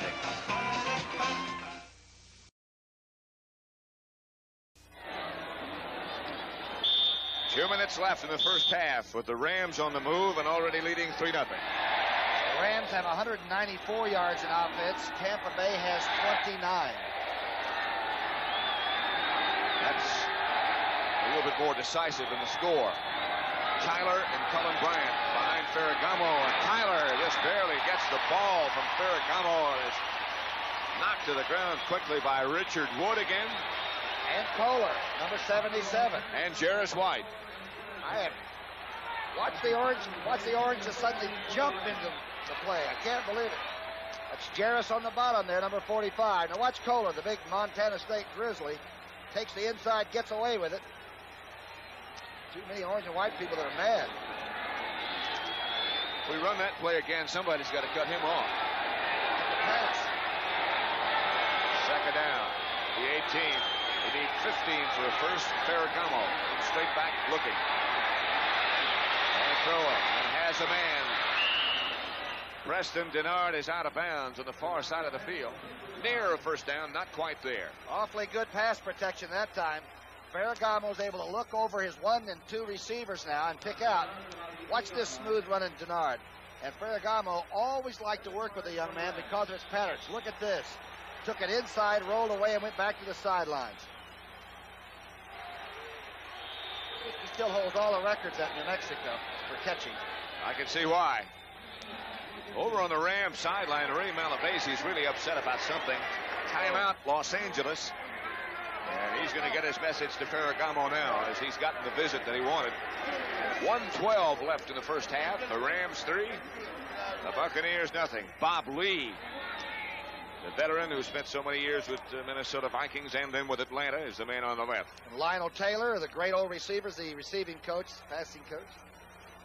There is Lynn Swann. Hey. Very happy about things in Pittsburgh, and deservedly so. Congratulations to the Pittsburgh Steelers and to Lynn Swann. Some kind of a player. He's going to be on at halftime, huh? We'll be hearing from him. Good. Corral over on the Rams sideline, loosening up, and Nolan Cromwell showing the spot right then. Funny year that Corral had, though. After a great rookie season, he just lost the rhythm. And you know how funny kickers are anyway. Once they lose that, boy, they really go into a funk. People keep saying that kickers are funny, but I never thought so. Not you old fundamentalists. No, we're talking about the sidewinders. Super Sunday on CBS is January the 20th at 4:30 Eastern Time from the Rose Bowl in Pasadena. Super Bowl number 14. The Steelers and either the Rams or the Buccaneers. 3rd and 5 at the 8. Ferragamo standing and looking and shooting complete. All kinds of time for Vince Ferragamo, and again it's Charlie Young, who hasn't been heard from much this year, but is making his presence felt today. Very seldom do you see a quarterback be able to stand there, load it up, and say, okay, now how long can you cover him in the secondary? They take the 3-man rush. You can see Saul and Hera and all of them doing a job up there. Look at this. And only good defensive reaction there kept him from getting the first down. He looked like the Heisman Trophy standing back there with all that time. I thought it was a still shot. Sirius White made the tackle. Timeout again. Los Angeles, they have one left. Buccaneers have all 3. Right now, it's time to regroup. At the half, a CBS News special report on the Iranian situation. And, of course, that'll be followed by the NFL today. Last time these two teams met, the Rams got 6 points, but not by the offense. It was Youngblood's interception run in and then a missed extra point, but the offense did not score against Tampa. Buccaneers won that game 21-6 as Doug Williams had 2 touchdown passes. Ferragamo has left, and Nolan, Cromwell, and Corral have come in. That means that Tampa Bay can go in and only be a touchdown behind at half. That's a big advantage. The defense has been on the field a long time for the Buccaneers. Cromwell, and again, remember what an athlete he is. Just because he's kneeling doesn't necessarily mean this is going to be field goal. But it is. And again, Corral hits. A 19-yard field goal made it 3-0, and that one makes it 6-0 with 47 seconds left in the first half. Frank Corral. You told me to ask you what he was doing wrong. I asked you, and you didn't have a lot of information for him. I didn't kick it that way. Plus, he's 2 for 2. I don't have too many suggestions about that. Look at this. Lights just went out. That's good. Pat, you know, I ran into Pat Hayden last night, and the Ram quarterback broke the finger, of course, against Chicago, the bone, and he's about the unhappiest young man not being able to play that I've ever seen. He's a great young quarterback, and he is dying right today, you know, on that sideline. Last game he played, Ray Malavasi said, against Seattle when he got hurt. What was he, 11 for 11 that day? 13 for 13. He was 13 in a row, and Malavasi said he had never seen a quarterback play a better game than Hayden did that day. Isaac Higgins is back deep, number 81 for the Buccaneers. And Corral will kick off. He is responsible for all the points in this contest so far. 6-0. Tampa Bay with all 3 of their timeouts remaining. Let's see what they do with it. I imagine they will throw deep if Higgins doesn't get away. Out of bounds by number 87, the rookie from Georgia Tech, Drew Hill. 28-yard return. That Higgins can run. They say he clocks a 4.45 40, and a lot of times the clocks aren't accurate these days, I guess, but he does put it on. He's only 5 foot 9 inches tall, but he can leg it. The Rams have 1 timeout left. The Buccaneers have 3. Clock stopped with 40 seconds left to play in the first half. 6-0 Los Angeles. Remember what McKay said. He likes to throw long passes. From the Goodyear blimp. Timeout, Los Angeles. Here's Wally Chambers with that ice pack on that arthritic knee, and it looks like it might be a little bit more serious than we thought it was in the beginning. He found a new life down here. We hope that he gets that taken care of. But McKay said that he does like to throw deep just before the half, and some of those are picked off, and that's the reason that young Williams' interception ratio is so high. Today, his reception ratio has not been very high. No completions. 1 completion, I beg your pardon, to Ricky Bell for no gain. Malavasi, he was a teammate with me, you know. He's the only guy on the team that didn't wear a face mask, huh? Didn't need one, he said. What Bucko Gilroy said that? You know, we got this protection, why not use it? But everybody comes by and hits you if you didn't have a nose guard, right?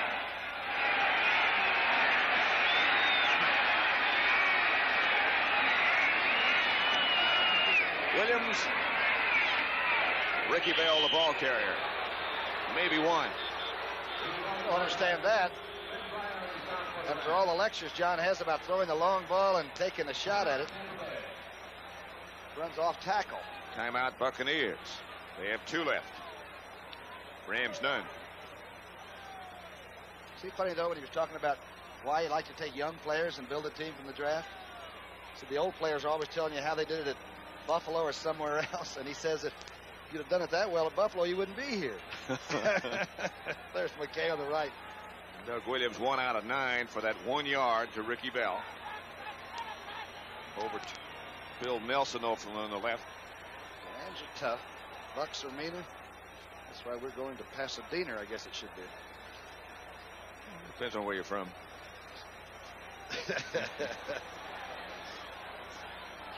34 seconds left first half. Rams 6. Buccaneers nothing. 2 field goals by Frank Corral. And of course Brent and Irv and Jane and Jimmy the Greek will be with us at the half. How about a couple of straights? I'll run some 9s by those outside guys that move. Doug Williams will be looking in that direction. Throws the screen. That is Ricky Bell out of bounds in front of his own bench. Tom Bass, the defensive coach, or the offensive coordinator, really. 11-yarder, a short pass. I wonder if McKay's doing this to build a little confidence, perhaps, before halftime. You know, if he throws a few long ones and they're picked off or something, let's just get a few in a row here so that the stats are decent and we can talk about getting it together in the second half. 28 seconds, a first down for the Buccaneers. Doug Williams, a very gifted, talented athlete. 3-man rush. Dreyer, Doss, and Mike Fanning. The defenders and the rushers. And it's knocked down by Pat Thomas. The intended receiver was Isaac Higgins. Aggie makes some play on this one. He, of course, had a bad calf that was sort of stepped on during the year. But watch the move on the throw, because this ball is really airmailed. Watch the move by the secondary man, Thomas. Outstanding. Pat Thomas looked as if he might have slipped down or slipped just a little bit and recovered and got back to knock down that pass. And your heart just stops that 1 second when you wonder if you got it or not. It'll be 2nd and 10 at the 45 with 22 seconds left to play. Look at that. Rams only lead by 6, but they have dominated. Williams with all kinds of time this time fires, and it's picked off. It's Youngblood, Jim Youngblood. Jim Youngblood with the interception, and the Rams will take over. No timeouts left for them with 11 seconds to go. Youngblood's 6th interception of the year, and he only ran 2 back for touchdowns this year. Looks happy about things, doesn't he? Should after that great play. Jim Youngblood.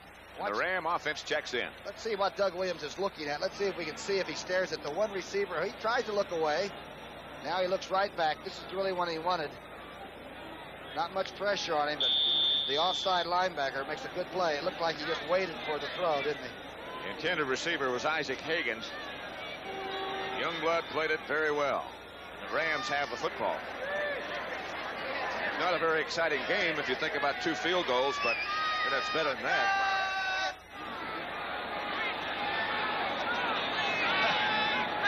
First down, Rams and Ferragamo looking for more. Oh, as Ron Smith as his intended receiver, Mike Washington on the coverage. 5 seconds left to play first half. Each offense a little almost tentative about getting it going. Of course, with 2 defenses like you have, I guess you can lean on them a little bit. But the Bucs were on that field for, what, 20-something minutes was that last visual we had? Right. Ferragamo had hit 7 straight before that incompletion. He's big, isn't he? You know, and he looks like he might get in the movies some days. A rather handsome-looking young fellow, but he is married. He got married last July. 5 seconds, first half. Ferragamo going for more. Has Cullen Bryant, and Cullen heading for out of bounds. That should do it for the first half. It does. Ferragamo to Cullen Bryant does it for half number 1 at Tampa Stadium. And as that comes to an end, score is the Los Angeles Rams 6, the Buccaneers nothing.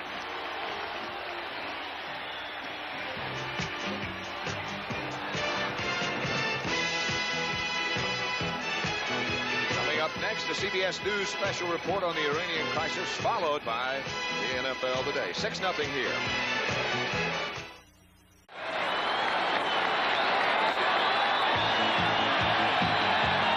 the NFL on CBS. Today's game is sponsored by Ford and your Ford dealers, who bring you the better idea cars and trucks for the 80s. The Miller Brewing Company, brewers of Miller High Life. If you've got the time, we've got the beer. And by Allstate Insurance Companies. You're in good hands with Allstate.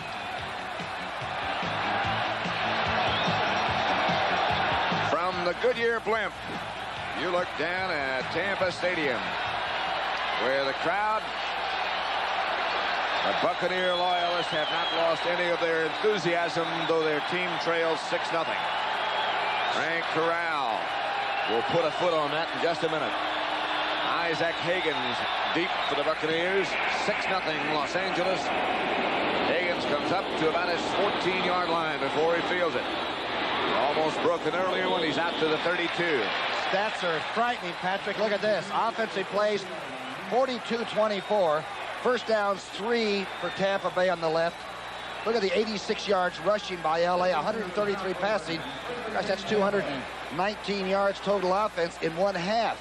The time of possession down at the bottom is even more staggering. When you look at that kind of domination and the fact that the score is only 6-0, Los Angeles leading. It's a little incredible, isn't it? Johnny Davis and Ricky Bell, the running backs for the Buccaneers. Ricky Bell trying to get outside, doesn't penalty marker down. That time the Rams came out in an over defense, which meant that Larry Brooks got right on the center, the offensive center's nose. And for some reason, Tampa Bay still ran to that strong side where the extra man was in the slot.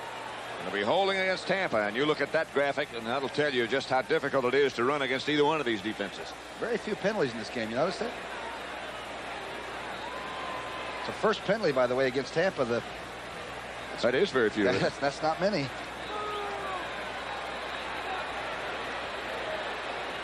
Pat Haggerty, the referee, will give us the indication. We have holding number 88, offense. Jimmy Giles, a tight end. He is the fellow that caught a touchdown pass the last time Tampa Bay played the Rams and beat them, and he has not even been thrown to yet today. He is the fellow that the Rams feel that they must contain, because he is a wonderful athlete. Number 88, Doug Williams, the quarterback. Had a frustrating first half, gives to Ricky Bell. Bell bangs out to about the 32.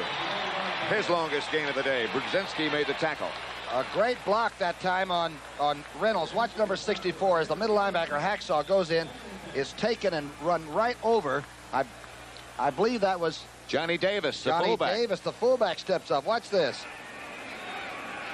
And now Ricky Bell runs right behind the linebacker who is really being handled, and Brzezinski had to make really a shoestring tackle. Johnny Davis, the fullback, is 6'1", 240. Ricky Bell. And nothing doing as Nolan Cromwell. Talk about your good athletes, number 21. Good thing that Cromwell did that, because Davis had gotten through the hole and done another good blocking job in front of Bell. Morris Owens was the man over talking to John McKay. There's Nolan Cromwell. He's one of those crazy Kansas quarterbacks. Remember Bobby Douglas? They're all big, bony, and ornery, huh? Decathlon man, track man, safety man deluxe. One of the reasons that the Rams felt they could trade Simpson. There's Johnny Davis, this time up the middle. Misdirection. They didn't block anybody in the middle. They just pulled both guards, and he found some room. And that big Georgia offensive center that's in there is really a good one, Steve Wilson. Biggest center in the NFL. 280, somebody said. And still growing. Blanchard, after all that tribute to the Buccaneer offense, they still have to punt. 36.6 is average today. He's the only old man on this team for the Buccaneers. He's the only guy that's 30 or over. That's correct. Spent time with the Giants, spent time with New Orleans, but likes it here. Understandably so. Good kick. Chases Eddie Brown all the way back to his 6-yard line. And Brown wings outside, and sometimes those kicks can be too good, can't they? Eddie Brown out to the 45-yard line. A 54-yard punt for naught, really. Rick Burns made the tackle. And Eddie Brown's had the worst year returning punts. Well, the whole Ram team has. They've only been averaging like 6 yards a shot. when you kick it real low and don't get hang time, you've got to hustle the troops up. Good return. That's Blanchard who hit him and knocked him off balance, and then Rick Burns took him out of bounds. 37-yard return. Ricky Bell looking on. Johnny Davis, the other running back tonight on CBS. Speaking of good lineups. Boy, Flo's got a tough time on Alice tonight, too. She's worried about the truckers. 60 minutes is first. The Jeffersons, and then Trapper John, MD. Wendell Tyler outside, out to about the 47. Richard Wood, the Buccaneer tackler. Kohler's in there now. We have not seen Wally Chambers come back on the field, so that knee must really be giving him trouble. Here's Herky Hara, number 60. I told you briefly that he played 3 games this year with a small break of the bone in his lower leg and didn't know it. So at 260 pounds, if you're like he's always been, you just feel it's part of the game, I guess. Yes. There he is. Very similar to the injury that Jack Youngblood has now. A hairline fracture like that. Here's Wendell Tyler again. Tyler banks straight ahead to about midfield, perhaps into Buccaneer territory, before Leroy Selman made the tackle. Just remember, if the Rams offensive team has the ball 20 minutes, that means the Bucs have been playing 20-something minutes of defense too. Here it is. Linebackers adjusting as the fight against the 34 goes on and on. I thought I saw some holding there by Doug France. And Kent Hill had a pretty good takedown too. Selman comes out. Leroy Selman. Like some physical problems, and with Chambers already gone, they might be running out of folks. What McKay said about Leroy Selman, that he wouldn't let his offensive linemen work out against Selman because they would lose their confidence. Nobody could block him by themselves. Reggie Lewis took his place, number 79. Selman, I would imagine, will be back very shortly. Here's Ferragamo giving to Tyler again, and he's got some room. Wendell Tyler down inside the 40. Penalty marker down, way out of bounds. Might have been a late hit. That Kent Hill, that big rookie left guard, really gets out in front of the play extremely well for a 260-pounder. 172. He gets it going. The left of your screen. Cullen Bryant's supposed to seal off. It's a pretty tough block. Not much of an angle. He stayed right with it. Excellent effort. Unusually tall for an offensive guard. 6'5", 270. Cedric Brown. Here's Haggerty. Personal foul. Late hit by number 34. Defense. First down. And 34 is Cedric Brown. Was that a late hit? Yeah, his judgment it was. I mean, you can't stop after you're thrown on the very sidelines itself. First and 10 Rams at the Buccaneer 25. 6-0. Los Angeles leads. The winner goes to the Super Bowl in Pasadena. Another penalty marker down, and Cullen Bryant is shoved out of bounds by Nofziger. Looks like offensive holding, or maybe something down the field there as the jury's meeting together to... Gets the Rams. Young linebacker Cecil Johnson's on the bench, hurt too. Leroy Selman joining, now Chambers. That's 3 out of 11. 3 of that defensive group. Looked like McKay's team came out and on the line of scrimmage, blocked much better that last series before they had to give the ball up. Here's Haggerty again. We have holding, number 83, offense, first down. 83 is the tight end. Nelson blocking down against Kohler. That doesn't look like holding. I've seen it a lot worse than that. First and 20 at the 35 for Los Angeles. They already lead 6-0. 2 field goals by Corral. And again, a penalty marker would go down as Tyler was in motion, pass complete down the middle. I think Tyler might have hit it toward the line of scrimmage. Looked like it might be an illegal procedure. Has to be. He was going forward when the ball was snapped. Preston Denard was the receiver. Ferragamo hit him, and again it's against Los Angeles. 17-yard gain is nullified. It's a good deal if you can get away with it and roll into it. It's like a sprinter that comes out of the blocks about a half a count early. In Canada, you can do that, but not here. Okay in CFL, but not in FL. Selman is back in the game. Number 26. Out of the game comes Gene Sanders for the Buccaneers. Leroy Selman is back. Number 58 is Dewey Selman looking over to the sideline, picking up the defensive signals. And Ray Malavasi on the other sideline giving this indication to Vince Ferragamo, his quarterback. First and 25 at the 40. Tyler again moves to his left. Ferragamo straight back. Throws out to Cullen Bryant with blockers in front. And again, a penalty marker goes down. Pretty good looking executed screen, too. The quick screen left. This is going to be against the Buccaneers. Somebody might have hit Ferragamo late. Yep. Looked like Kohler was getting close to the pocket. Again, they're just making sure the quarterbacks are protected somewhat. Leroy Selman coming out again. Roughing the passer. And again, Sanders goes in at his place, and that'll be a first down for the Rams. Personal foul. Roughing the passer. Number 77 defense. First down. Grizzly, huh? Kohler. It's a tough call, though, and this makes the defensive lineman the maddest of anything you can do to him. Because they are fighting everybody on the line of scrimmage. Now watch the action. Well, it looked like it was pretty late, all right. That is the fourth straight play with a penalty. First and 10 at the 20 for the Rams. 6-0 they lead. The pitch back to Cullen Bryant. Big Cullen barrels down to about the 15. Rams have had the ball almost the entire game. They have really dominated as far as time of possession is concerned. Selman's off again. Looked like he's getting the left leg worked on a little bit, didn't he? Number 1 player picked by John McKay. Not a bad guy to build a team around. Not a mistake by any means.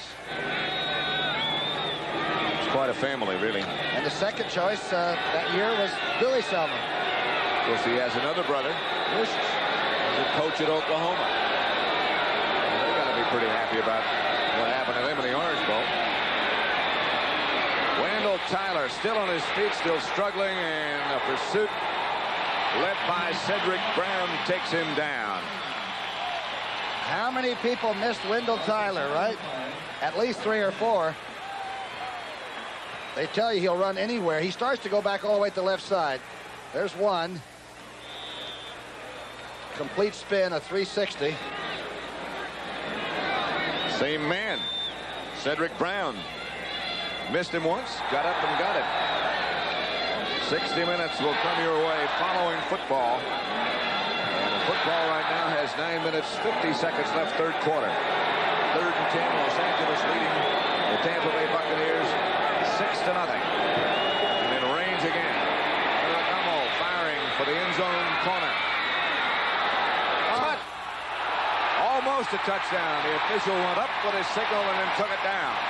Preston Denard, covered by Mike Washington. He had his hands up and he took them back. I thought that Denard made the catch of the ball, but he must have been on the outside line.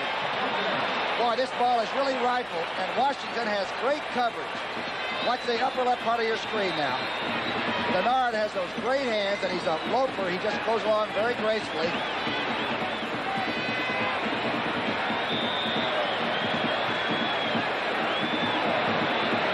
Okay, he never put the ball away, and they say you've got to have it in the position to be carried as a football player. And I am not sure what that really means in the rule book. Good play by Washington. Look at that coverage, huh? Stuck right with him. He never put the ball away. He never got the feet down in bounds when he had it. Corral was field goal number 3 is not good. He is wide to the left. He hit 2, but he missed that one. Remember, midway through the season, he went on a 7 miss out of 10 attempts right in the mid-season. So the Buccaneers will take over with 9.5 minutes left, third quarter, trailing the Rams 6-0. Large play. Preston Denard runs it inside, breaks it off the corner, and Washington is right with him. 2 great athletes. You make the decision.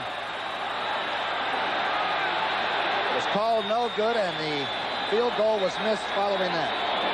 So the Buccaneers take over with Johnny Davis and Ricky Bell operating behind Doug Williams. They start Larry motion, and this is Bell. And nothing doing. Back to that touchdown catch again, or whatever. It's such a play because it could turn on Tampa Bay now. They say, hey, we're still only that touchdown behind. Now, this is from down the line, so you ought to be able to see. They talk about the feet coming down. Now, how's the ball? Is it being handled at all? And is it juggled?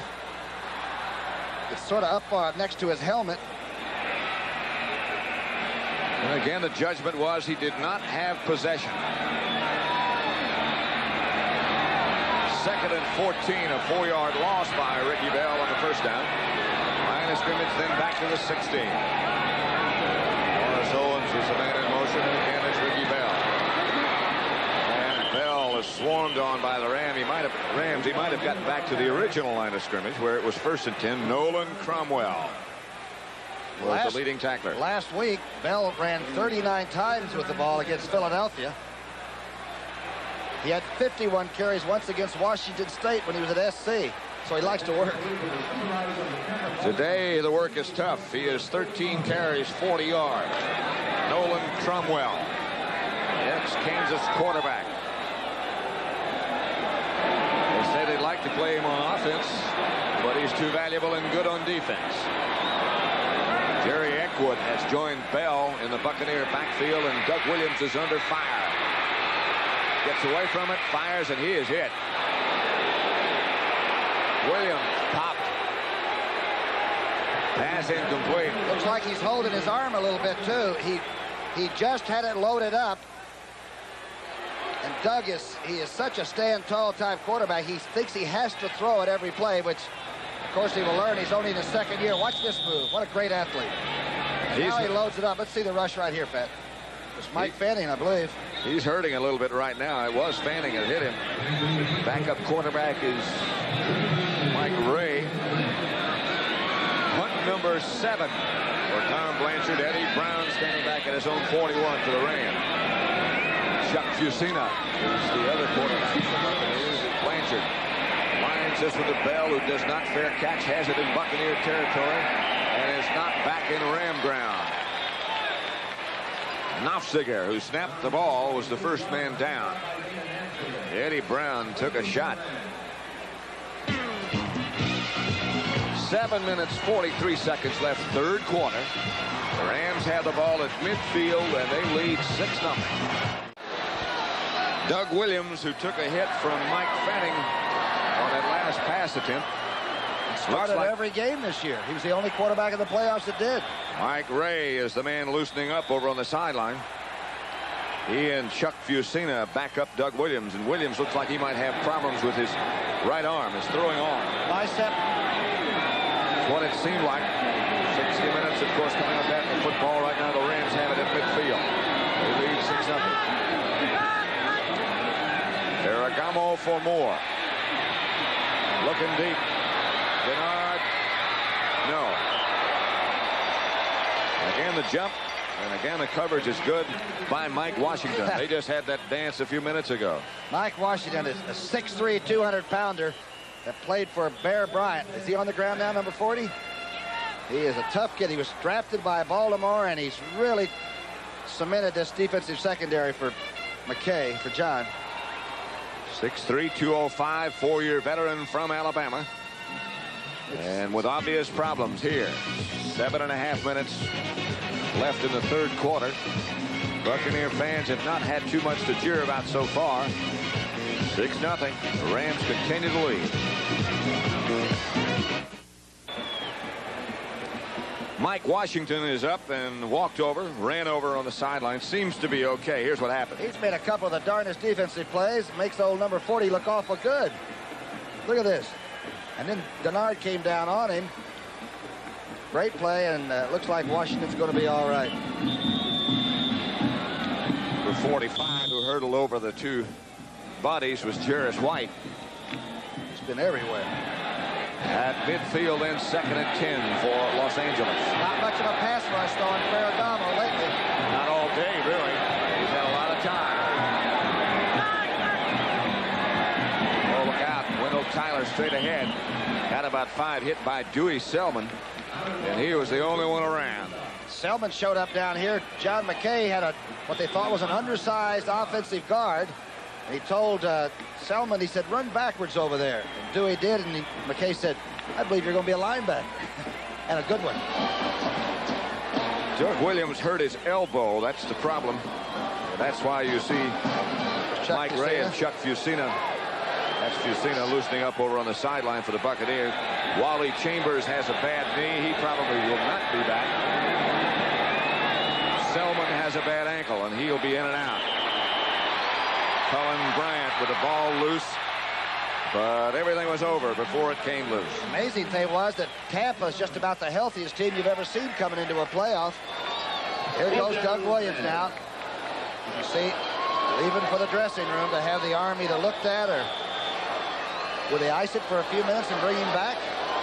I imagine they'll take him in for an x-ray. It didn't look like Fanning hit him that hard, but you never know when you're off balance like that. That right arm is bandaged, and Williams heads for further medical treatment.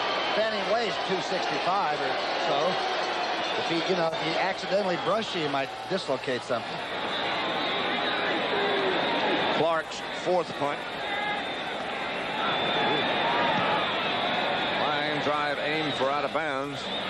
And doesn't make it into the end zone. Very close to bouncing outside that orange post over there. There goes Doug Williams again into the dressing room. And let's see who takes over.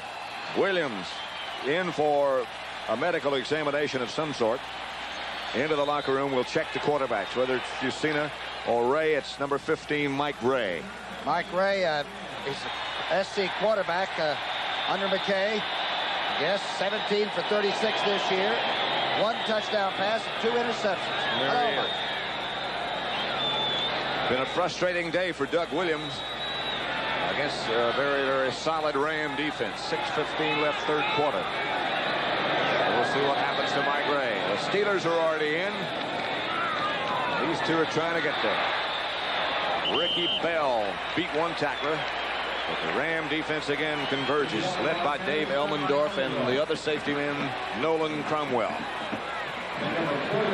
That's a career stat, which really doesn't mean much. It's what have you done for me lately? But he hasn't played a lot because Doug Williams is a big, healthy, strong quarterback. And Williams today was 2 of 13 for 12 yards. That is some defensive job the Rams have done. As Dave Elmendorf said before the game, we're going to show him some things that don't look like what we've done before. That seemed to be successful. Here's Ray on a sprint out to the left. Looking for a place to go and finding some room and throwing incomplete. Thomas hit Giles just in case the ball was high enough. Pat Thomas. Pass intended for the tight end Jimmy Giles. He's had a tough day. Here's some athlete. He's on the same high school team with Wilbert Montgomery. 6'3", 242, and get you about a 4.65 40. But can't catch them if they're under the side. Signed as a baseball player by the Dodgers. Third baseman. Play the whole side of the infield by himself. The world's biggest third baseman. Wide receivers and the tight ends for the Buccaneers today have not caught a pass. Tell you something about the Ram defense. Eckwood on option. Got a man wide open. Larry Mucker. And Eckwood got the ball to him. 42-yard game, tackled by number 42, Dave Elmendorf. Here's Mucker. All right, Mucker's from Arizona State, okay? He was there right before young Jefferson was there. He's got about 900 speed, but watch this. Eckwood's thrown one time this year, didn't complete it, and this is really just a, well, I don't know how you could wait for it that long, but he got it there. It floated, and Elmendorf came from nowhere. If it hadn't been for Elmendorf, the Buccaneers might be ahead.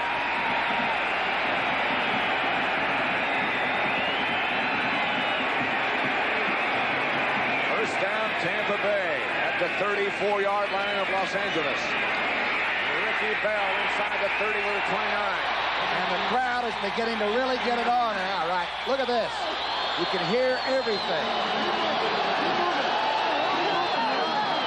Tampa Bay shuffling their wide receivers back in. Larry Mucker just reported in with a play.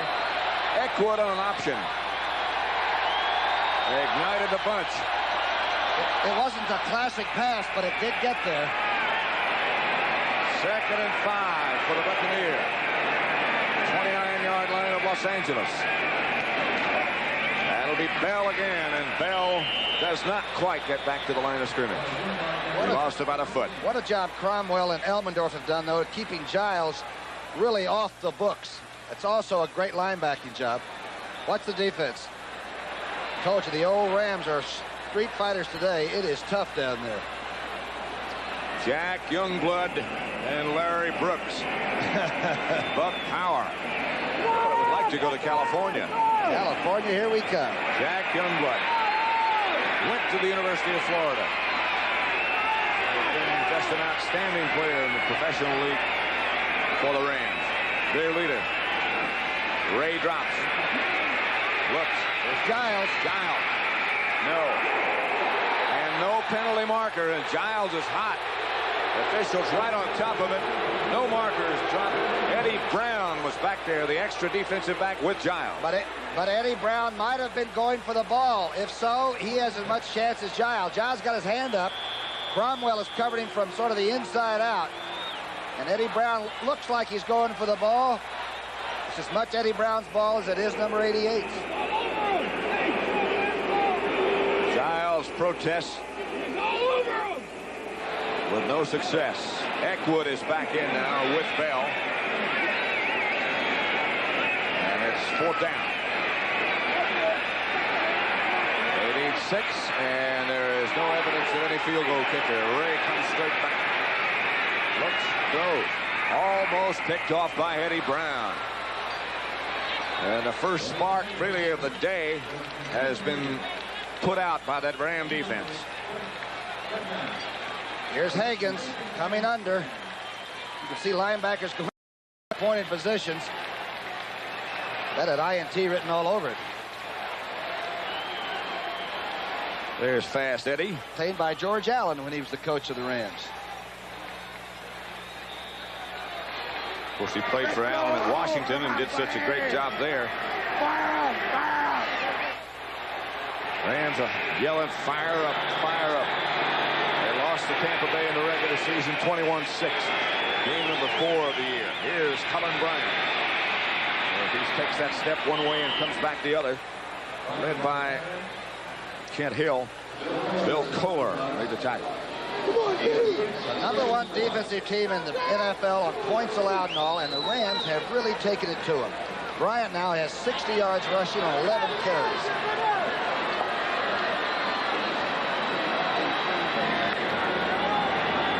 It'll be 2nd and 4 at the 36 for Los Angeles. Quarterback by Vince Ferragamo. Throws back to Wendell Tyler. Tyler looking for blocks, finds a couple, breaks a tackle. Gets knocked backwards, near a first down. Perhaps he has it. Mike Washington, who was hurt earlier, made the tackle. There's a lot of contact. And Wendell Tyler at 190 pounds has really taken some shots and is still delivering. Here's Kohler. Look at him get hit by France. Good block. Watch this shot right here that Tyler takes. Wow. I mean, solid. That numbs half of your body. That was his 20th carry of the day. He's picked up 54 yards. Some of our preliminary information indicates to us that Doug Williams will not be back. Mike Ray will have to do it, or Chuck Fusina for the Buccaneers, if it is to be done. 1:50 left, 3rd quarter. Look out, Tyler can go, and does. Into Buccaneer territory to the 45, another Ram first down. David Lewis on the tackle, 15-yard pickup. Rich Saul must be doing a job on the nose man. Watch right over Ferragamo's shoulder. Saul takes Crowder out, who followed him sort of that way, and Tyler popped through there so quickly now the linebackers have to regroup. Of the 3 who would start, Chambers and Selman, only one is left. Selman is hurt, Chambers is hurt. That nose man has to play pressure, and it looked like Dewey Selman got lost in the line of scrimmage that time. Lawrence McCutcheon is now the lone running back And that's McCutcheon. To the 34 and out of bounds, and it looks like another Los Angeles first down. Dewey Selman knocked him out of bounds. Great blocking on the outside by Los Angeles. 13-yard gain. Doesn't look like he's going to have a chance of getting outside when this play starts out, because Tampa Bay's begin to slide and jive all the way to the sidelines. Now watch this. They sealed off just enough to get Kutch outside. That was a large first down on this drive right there. It is the first year since 1968 that either Dallas or Minnesota has not been in the NFC Championship game. And the Rams are gunning to get there. A lot of years of frustration. But right now it looks like they're in control of things. McCutcheon, the ball carrier. Bill Kolar, the tackler.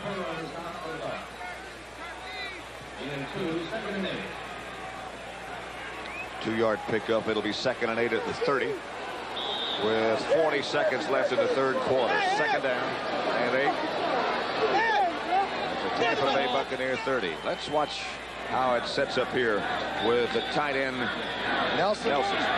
Working on Lewis, trying to get the outside position. Oh, that is brutal. That is some job on the tight end. Tyler for about 4. There's Jim Youngblood, huh? Pro Bowl for Jim this year. Rams have 6 going. The Buccaneers have 1. Ricky Bell. He spent a lot of time on the bench, a lot more than he'd like to. Look at that. There's the Enterprise. There is somebody up there. That's the end of the third quarter with the score. Rams 6, the Buccaneers nothing. The NFC Championship game from Tampa will continue after this word from your local station. This is CBS. Some of the enthusiasm has died down. It is cool in Tampa, not unpleasant if you're playing. But if you're a Buccaneer fan, it's going to be a little colder. There have been some big plays on defense, so this could be 21-0. 3rd and 3 right now for Los Angeles at the Tampa Bay Buccaneer 25. Buccaneers only have 4 first downs all day. Wendell Tyler, the ball carrier this time. That will not be enough for a first down. Gene Sanders made the tackle. Well, maybe everything's not all bad. Hey, Mom, how you doing there, Mom? Hey. Did he say hi, Mom? Wish he'd shave before he comes to the game. Pretty workmanlike job, though. Los Angeles didn't have any flares or much trills in their setup. Just come in, let's lock our good defense with them and see how good they are and start beating on people. They're going to go for the first down. No field goal unit in.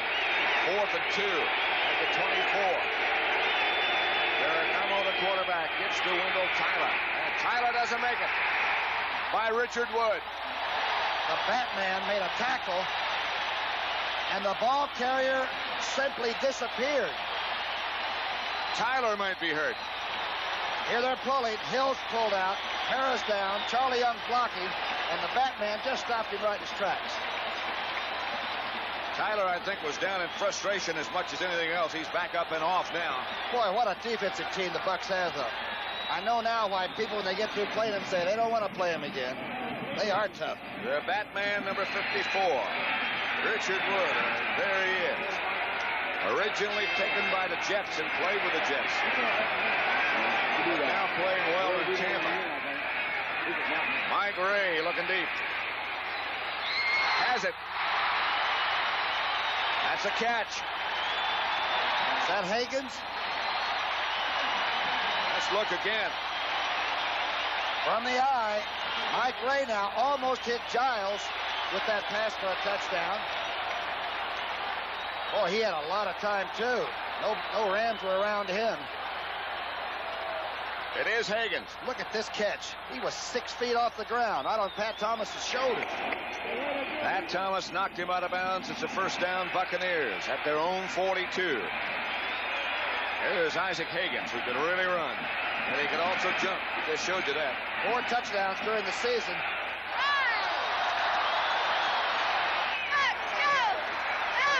Giles lined up to the left as Johnny Davis and Ricky Bell are the two backs behind Mike Ray. That's Bell. Bell bangs outside the 45 to about the 47. Good yardage for Ricky Bell. Fred Dreyer on the tackle. Seemed to me like the offense began to burn and cook a little bit for Tampa. They're beginning to hit from the eye. The guy that likes to carry it at least 30 times and has had a tough afternoon. I have a feeling, though, that he likes to run late in the game when everybody else gets a little tired sometimes. 17 carries, 53 yards for Ricky Bell. 38 carries last week against the Eagles. Ray. Blitz. Chased by linebackers. Throws. Out of bounds. Incomplete. Still got knocked down. Pretty good move by Ray. Watch the blitz now by 64. Hacksaw Reynolds. Comes right through the blocker that tries to pick him up. Oh, that's got to give you fright. Fred Dreyer with the pressure, and that's Dreyer. Put the shoelaces together. Knocked him down. It'll be 3rd and 5. The Rams will now go with a 3-man rush. They put in Reggie Doss. Dreyer on one side, Youngblood on the other, and Doss. Got your big tight end going, number 88. Buccaneers have Eckwood back there with Bell this time, and Ray straight back. Chased by Fanning and down by Mike Fanning. Fanning with a heavy rush, and what a day he's had. And you know, the Rams are using the chuck rule, the inside 5 yards, beautifully. Watch, Giles can't even get off the line. Brzezinski holds him up so well. And here's the big rush by Fanning. Everybody was covered. 3-man pattern, and there was nobody open. First sack of the day. Deep is Eddie Brown, number 25. Blanchard to punt, number 16.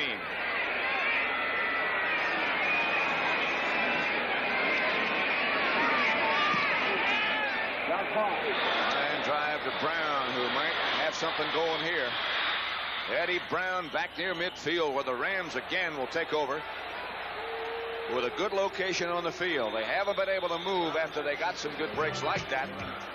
They still lead 6-0. 12 minutes, 37 seconds left to play. 31-yard punt by Blanchard, a 16-yard return by Brown. 6-0 still. Next Saturday at 1 p.m. Eastern Time, don't forget a special edition of the CBS Sports Spectacular. Leon Spinks against Alfredo Evangelista. Evangelista can take it. You can just beat on him for as long as you want to keep hitting. That's what Leon plans to do, I'm sure. Senior Bowl, don't forget that. And the motorcycle jump challenge. Sims of Oklahoma going to be in that? Billy Sims, boy. He's some player. Wendell Tyler breaks a couple of tacklers and still goes down to almost the 40, near a first down before Richard Wood takes him to the turf. He has really showed me it's not guts, it's courage when you're a classy runner and you keep going back in there. And he made a little shift at the line of scrimmage and then took 2 big pops again and still went forward. Quite a ball player, Wendell Tyler is. Buccaneers operating now with out Leroy Selman and without Wally Chambers in that offensive defensive line. So 2nd and 1, 9 yards.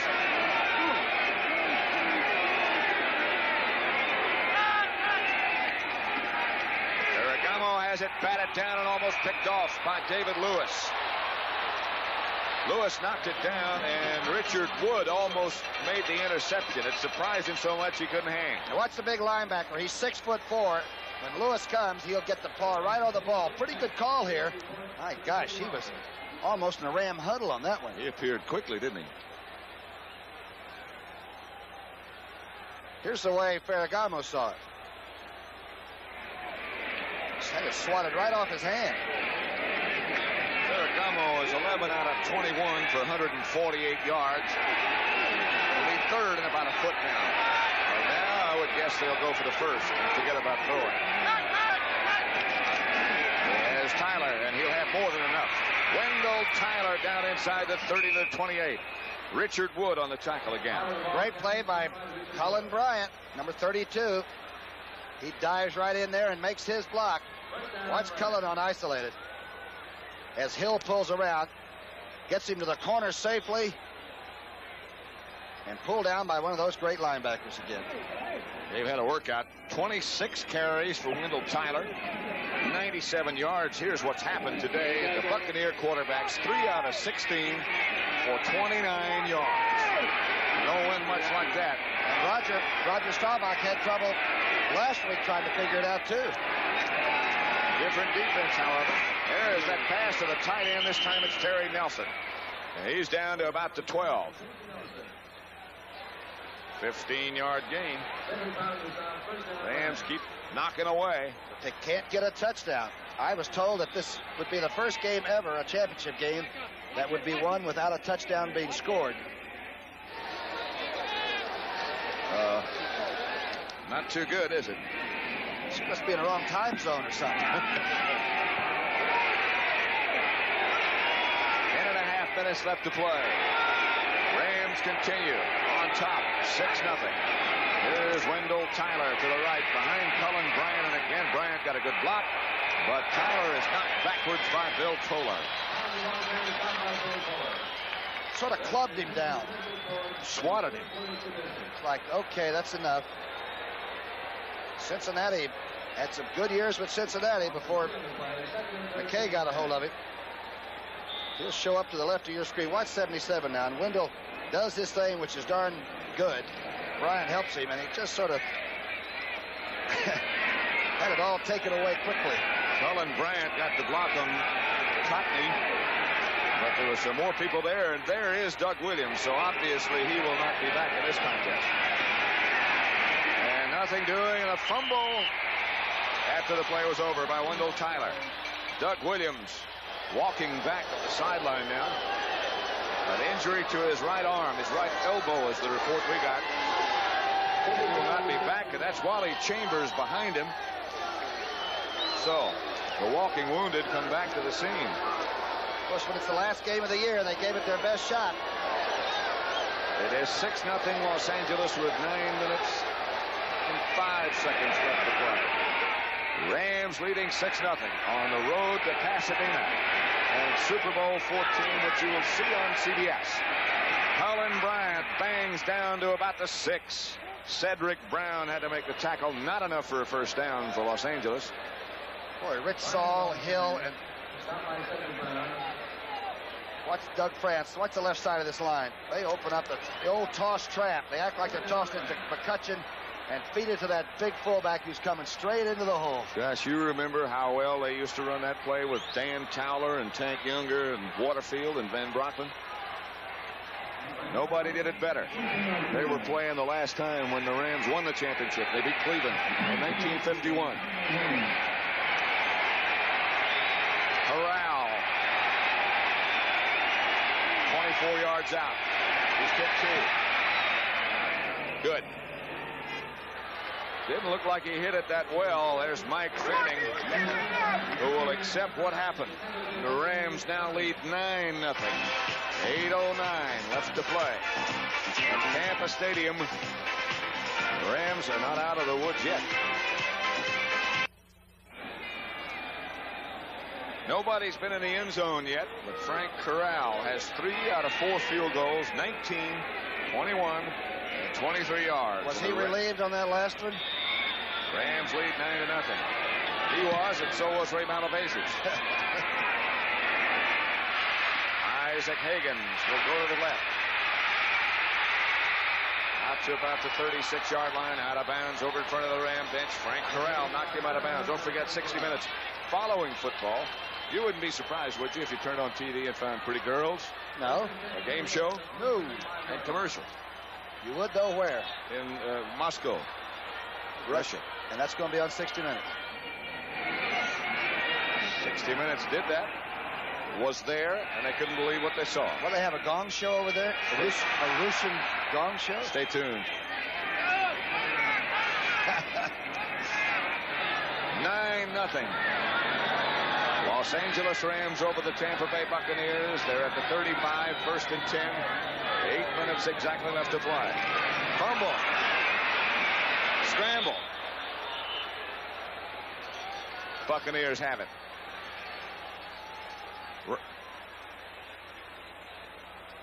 Mike Ray is the quarterback. Came right in and had to throw a couple of balls. That time he just did not get the snap it off in the center, and he doesn't have much to do with it. I think Ricky Bell finally got it. The Rams have run 67 offensive plays. Tampa's run 42. And now one big touchdown won't put you back in front of the game either. Big field goal made a big difference. Ricky Bell straight ahead. Ram defense has been really solid. That time led by Fred Dreyer, number 89. The Rams came out to warm up before this game. They all went off in different little areas around the stadium and talked to themselves and wouldn't talk to their coaches or anything. Fred was one of them. I've never seen them quite like that as they were today. Is that a tie he's wearing? No, it couldn't be a tie. Sunglasses, I think it is. Just looks like a tie. Don't be misled. Ruin his image. 9-0. With the clock running at 6:40. 3rd and 10. Mike Ray drops. The throw, and he's got a man open.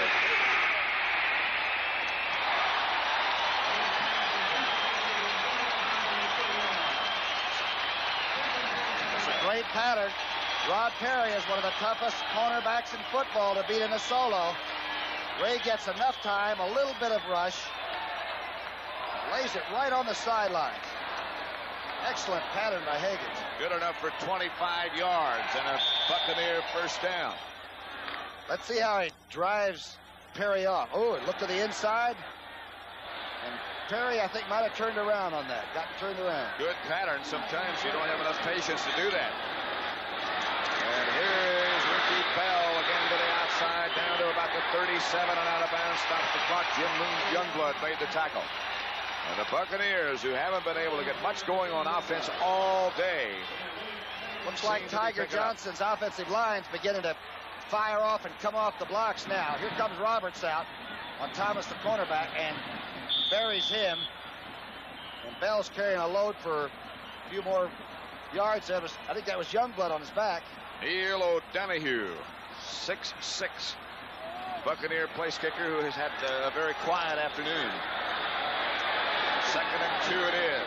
Ray looking for a punch and throws high, almost intercepted by Pat Thomas. The intended receiver was Larry Mucker, number 87, and Ray looks around. Well, we've had some good confrontations, haven't we? Receivers, secondary man. Like Lynn Swann of the Steelers request at the half that he would not like to play Tampa Bay. He'd like to play Los Angeles, not because that they might be an easier team to play or to beat, but because he needed some tickets. You know so many people out there. The Rams would get more. 3rd down, 2 at the 32. Handoff Bell. Nothing doing for Bell, and now no field goal. I don't. Perhaps, I guess, with that much time left, you do, don't you? Yeah. Good play by Youngblood. Youngblood came across early. This is what the Eagles had so much trouble doing, was getting across and forcing early on this play. Watch 53 now. Jump across and take the block, penetrate, then the cornerback mops up. That's Pat Thomas. Buccaneers are not going to field goal. Got to have a touchdown and a field goal. Just a matter of which you get first.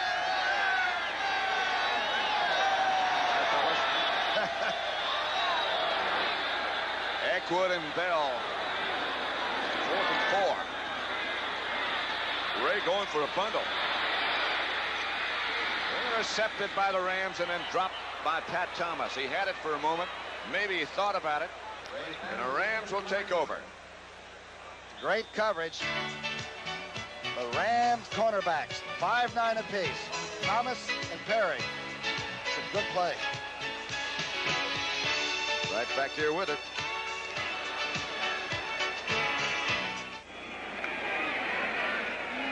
.453 is left in this season for both of these two teams.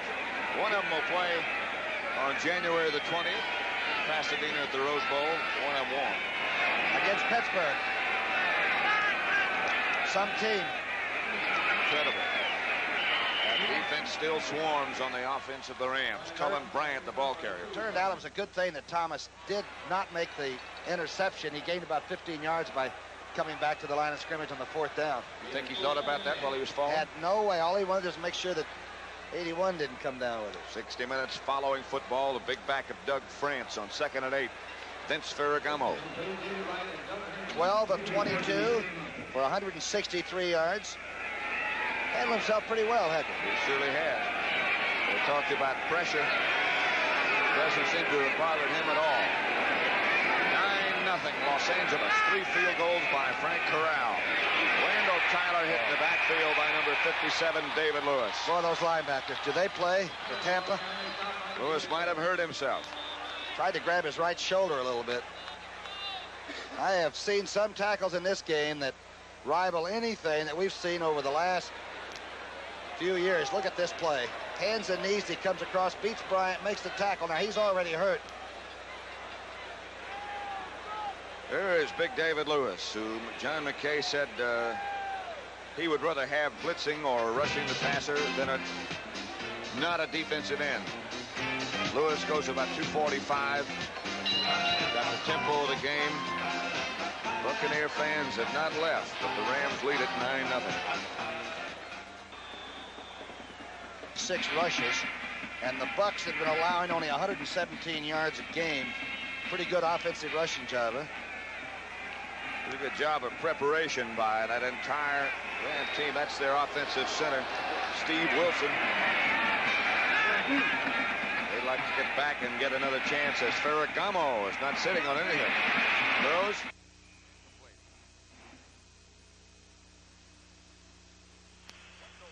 The intended receiver. Johnson. 3.5 minutes left to play.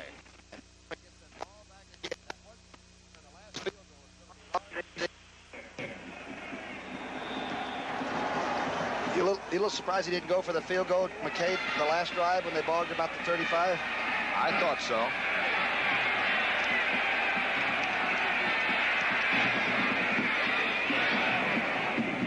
Punt pass bounces back and is down finally. The ball is loose. The Buccaneers scramble. Everybody scrambles. Ball belongs to the Buccaneers. Punt by Clark. Took some funny bounces. This is only 26 yards. This is not a good gamble. If you're going to win a football game or a championship game, you're not going to jump in and fool around with a wild football like this one turned out to be. Cecil Johnson is number 56, scrambling around for the ball. Rams number 37, Irish Sully, was in the match with him. We had a little audio breakup a few seconds ago, so if you had some problems, so did we, and we're sorry. Hope it's okay now. 3:16 left to play. Los Angeles Rams looking to get into that Super Bowl that has evaded them for so long. Lead 9-0 over Tampa. Mike Ray is the quarterback, looking and throwing, has a man. Has an incomplete pass intended for Higgins, and now a flag goes down. Nolan Tromwell over arguing, and let's see what happened over there. Are they calling it no catch? They got 3 receivers to the right side out of a wing formation, and Ferragamo looks to the right and then goes right back to what he wanted, which was the solo action going back for the corner. Now let's see another tail of the tape. Looked like a legal catch to me. I'm going to have to see it from another angle to wonder why that one was called INC. Okay, here it is. Breaks for the post, goes back to the corner, goes down. Let's see if it hits the ground into there. I'm not able to. There, the ball came out on the other side. So from one replay, we would have been wrong. Rod Perry was a defender back there with him. It'll be 2nd and 10. In motion comes Higgins. And the pitch is back, and the reverse goes to Mucker. Mucker down the far sideline, and he's got some room. Elmendorf knocks him out of bounds, but it's a Buccaneer first. Rams lead 9-0, but very few have left. 25-yard pickup on that reverse. We asked McKay if he put in any kind of trick plays. He says, no, you only use trick plays in the first series to shock somebody, get their attention, and late when you're having to gamble. So I think this is gamble time. A great call, And Mucker can get you a 4.440. And it is late. 2 minutes, 49 seconds left to play. 1st and 10 at the 27. Rams continue with their quest for a shutout, 9-0. Eckwood and Bell are the running backs. No penalty. Intended for Morris Owens. There was contact, but there was no flag. If anything, it was offensive interference, though, because it was a great position. Pat Thomas had the position, and the receiver actually runs into him. That Rams secondary can get right on you and stay there. And they have throughout this day. Ray from another angle. I've never seen so many good plays on the throw and catch, have you? Incredible. Washington made a couple. Here's Pat Thomas, who has made 2 or 3. Ray is 2 out of 10 for 42 yards. Doug Williams was 2 out of 13 for 12 yards. The passing game has deserted. Penalty markers down. Ray goes through with it, as he should. Touchdown, Jimmy Giles. But wait for the penalty marker. There's Doug Williams with his arm protected over on the sideline. Let's see what this is. They're going to call somebody for breaking on the line of scrimmage, but the Rams came to make sure it was called. And obviously, Ray went through with the play. There it is. We'll look at it again as Haggerty says it's against Tampa. Remember, if the offensive lineman makes it happen, there it is, Roberts, the rookie from Oklahoma. It was number 61. And all he has to do is lift that finger just enough to where somebody comes over then, and it's all over. Illegal motion. Offense.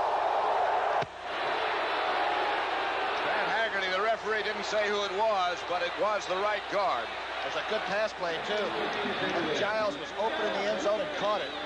2nd and 15, 2:37 left to play. Line of scrimmage is the Ram 32.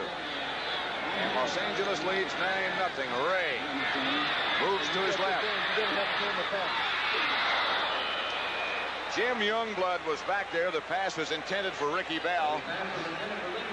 Youngblood knocked it away. He almost ran out of the stadium because he carried it for about a half a step, so he didn't realize that he had the ball. He's had some year.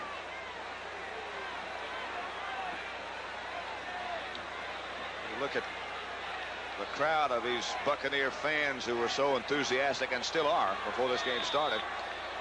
What a great football stadium this is. You know what I like about these two teams? They haven't been helping each other up all day. They, knock them down, help them up. None of that at all. Not the way it's supposed to be. No way. Ray drops again. This time down the middle. Deflected at the last second. Intended for one of the wide receivers, but Nolan Cromwell was back there to knock it down along with Pat Thomas. Now they're allowed to help each other up. They're on the same team. Watch the safety man and corner run into it. Mucker is number 87, the intended receiver. Nolan Cromwell is over to knock it down. He made an interception against Atlanta earlier in the year where he jumped up and sort of, hung by a sky hook. He can really get off the ground. He would be some option quarterback if that ever became a constant thing. They say they are attempting to do that. That's John McKay looks on. It'll be 4th and 15 with 2:25 left to play.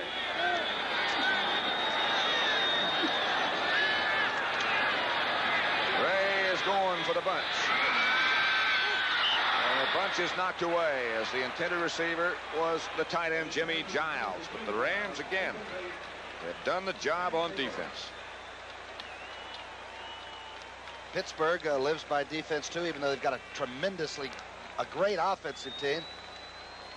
They can hit you a little bit, huh? But it seems like year after year, the teams that make it to the finals are those that lead with the D. Mike Ray's throwing the ball pretty well, but once you're in a catch-up situation and begin to throw the patterns that the Rams are looking for, it's tough. They got all those veteran backs in there picking up people from the underside.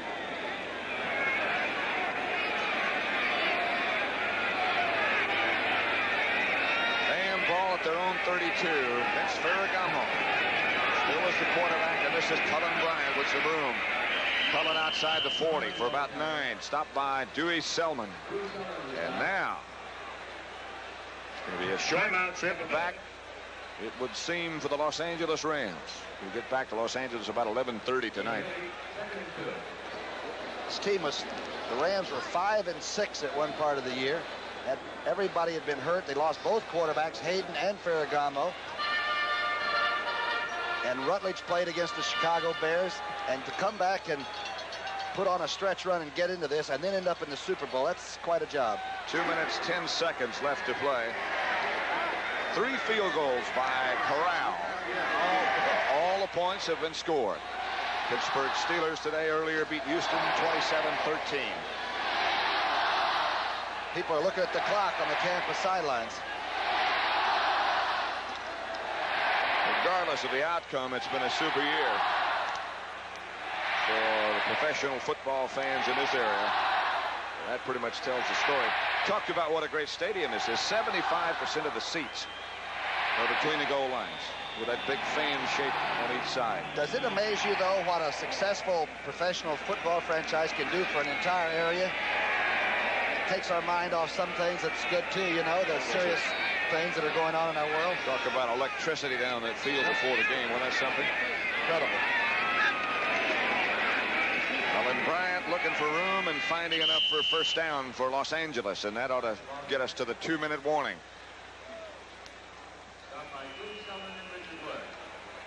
Last year in the Coliseum for the Rams, perhaps. Hard to believe the Rams won't be playing in the L.A. Coliseum anymore. But they will be if things continue as they are, playing in the Super Bowl, the Rose Bowl in Pasadena. The Rams 9, the Bucks nothing. Kenny Ellis, Larry Brooks over in conference on the sideline, and John McKay on the other sideline. John has really been patient, though. Waited for his young players to grow up, and they certainly have. You like what he said yesterday when he said we stunk? And when I say we stunk and we lost, I didn't mean the players stunk. I mean we all stunk. Me, my coaches, everybody. Colin Bryant bangs out to midfield. Commissioner Rozell's been sitting in the booth down from us, he and Kerry, watching this football game.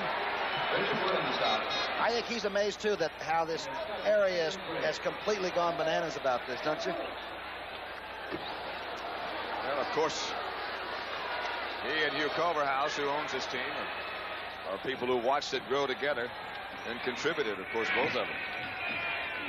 Jackie Slater over to the sideline. It's been a tough game and a good game. A bruising game.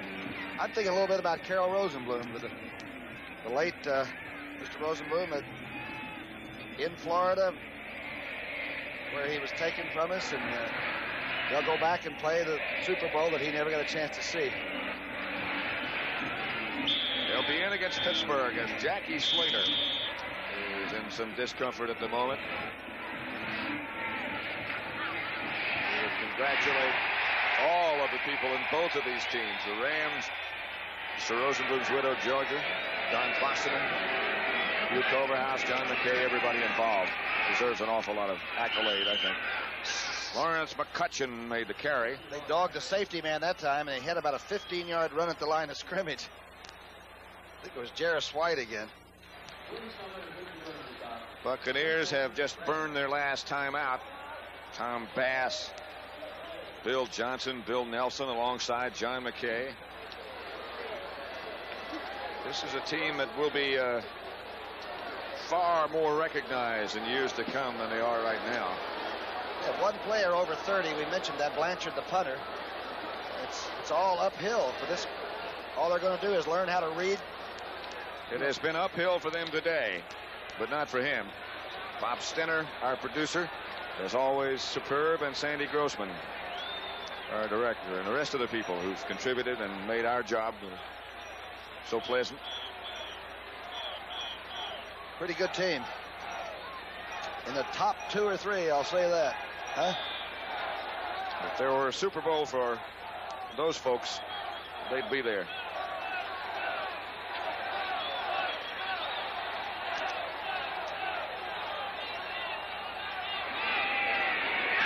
A minute 49 left to play, and the Rams leading 9-0 and barreling ahead, led by Cullen Bryant. The two running backs, Bryant and Tyler, both have been steady, if not spectacular. Jack Youngblood.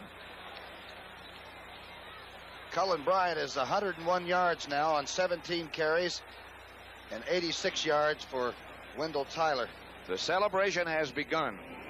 It's a long flight from here back to Los Angeles, but it won't seem like it, will it? Not tonight. Again, the Rams will arrive about 11:30 back in Los Angeles. At least that's the plan now. I don't know if they're going to take a plane or not. They won't need one. Cullen Bryant again, bang straight ahead down just outside the 30, and it's been a dream for Tampa Bay. A dream that really almost came true this entire year. There's Higgins, the receiver who battled it all day. You know, there were some big plays that almost counted and didn't. The Giles touchdown call back on illegal procedure. We'll see them at the press conference.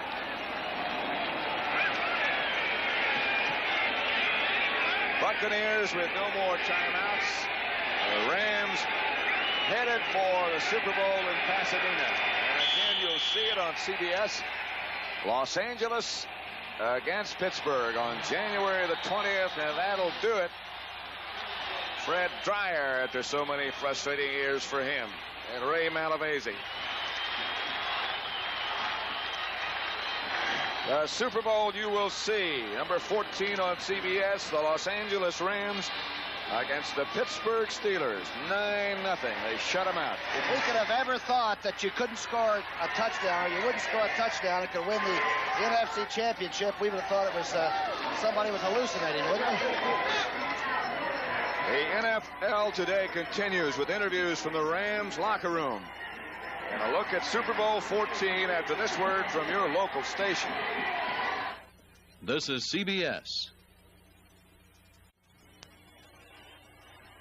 Years of frustration. The Los Angeles Rams have finally made it to the Super Bowl. And one thought strikes you immediately. How Carroll Rosenblum would be so proud tonight were he still alive, because this was his goal, get Los Angeles to the Super Bowl. Jimmy the Greek, it is now Pittsburgh against Los Angeles. Need I ask you who the favorite is going to be? Well, you know who the favorite is. The Steelers, but by how many? Remember that movie we saw last week? I got to go back and see Bo Derek again, right? Listen, it's 10. It should be 20. No, away the Steelers. That's enough. Might be 20, Jimmy. Tom, how do you reflect about this game? Tough defensive struggle, no touchdown.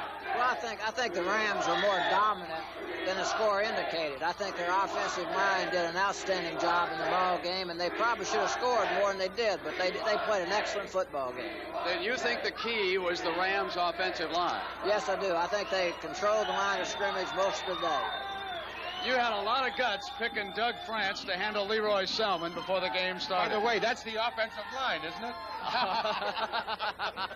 All right, the NFL today continues in just a moment.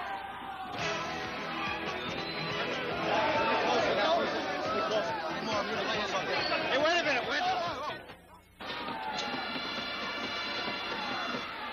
If you were looking for controversy in the game, well, there had several moments. One of which, Tom, another call down in the end zone. Preston Denard, the one thing we can say about the officials is they were consistent throughout the playoffs. Nobody got a touchdown. Well, that's right, and that was really a tough call, because it looked like to me he had control of the ball all the way to hit the ground, so you really can't tell. Frankly, I think all three of them were touchdowns. Another moment of controversy came when the Rams had a second and a yard and a half, and they threw the ball coming in rather than powering right straight ahead when he had a couple of running plays. I was quite taken with that call. Well, sometimes, Brent, you go against the odds, and to try to score on a play, you think you have a pretty good play, and that was against the odds. But if it had worked, it'd been great. But when it didn't work, of course, I think it cost him a touchdown. All right. Let's go now to Irv Cross down at the Los Angeles locker room. Irv? Brent, of course, a lot of smiles down here. I don't have anybody with me right now. All the ball players are inside with Coach Ray Malavasi, of course, discussing their just recent victory. 9-0, first time since 1951 the Los Angeles Rams have won a championship. And everybody, of course, in Southern California has nothing but smiles on their faces. You have to be proud of this ball club. A tough defensive struggle, which everybody expected. Preston Denard's catch down here in the end zone, which he thought was a touchdown, was taken away. The defense held. And along the sideline, when I came down here, the ball players said, if they don't score, we can't lose. Brent? All right, Irv. I'd like to make one point about the locker room being closed. This has been a very emotional season for the Los Angeles Rams. They really are not the most popular team in Southern California. But they scratched and clawed, and now they're headed for the Super Bowl, and I'm sure they want to be alone together. For Tom Landry and Jane Kennedy and Jimmy the Greek, Irv Cross, Pat Summerall, Tom Brookshire, and Jack Whitaker, I'm Brent Musburger saying so long from Tampa, where the Los Angeles Rams have won the right to play the Pittsburgh Steelers in Super Bowl 14. We'll see you in Pasadena in 2 weeks on CBS. And don't forget the NBA on CBS next Sunday, Los Angeles and Boston.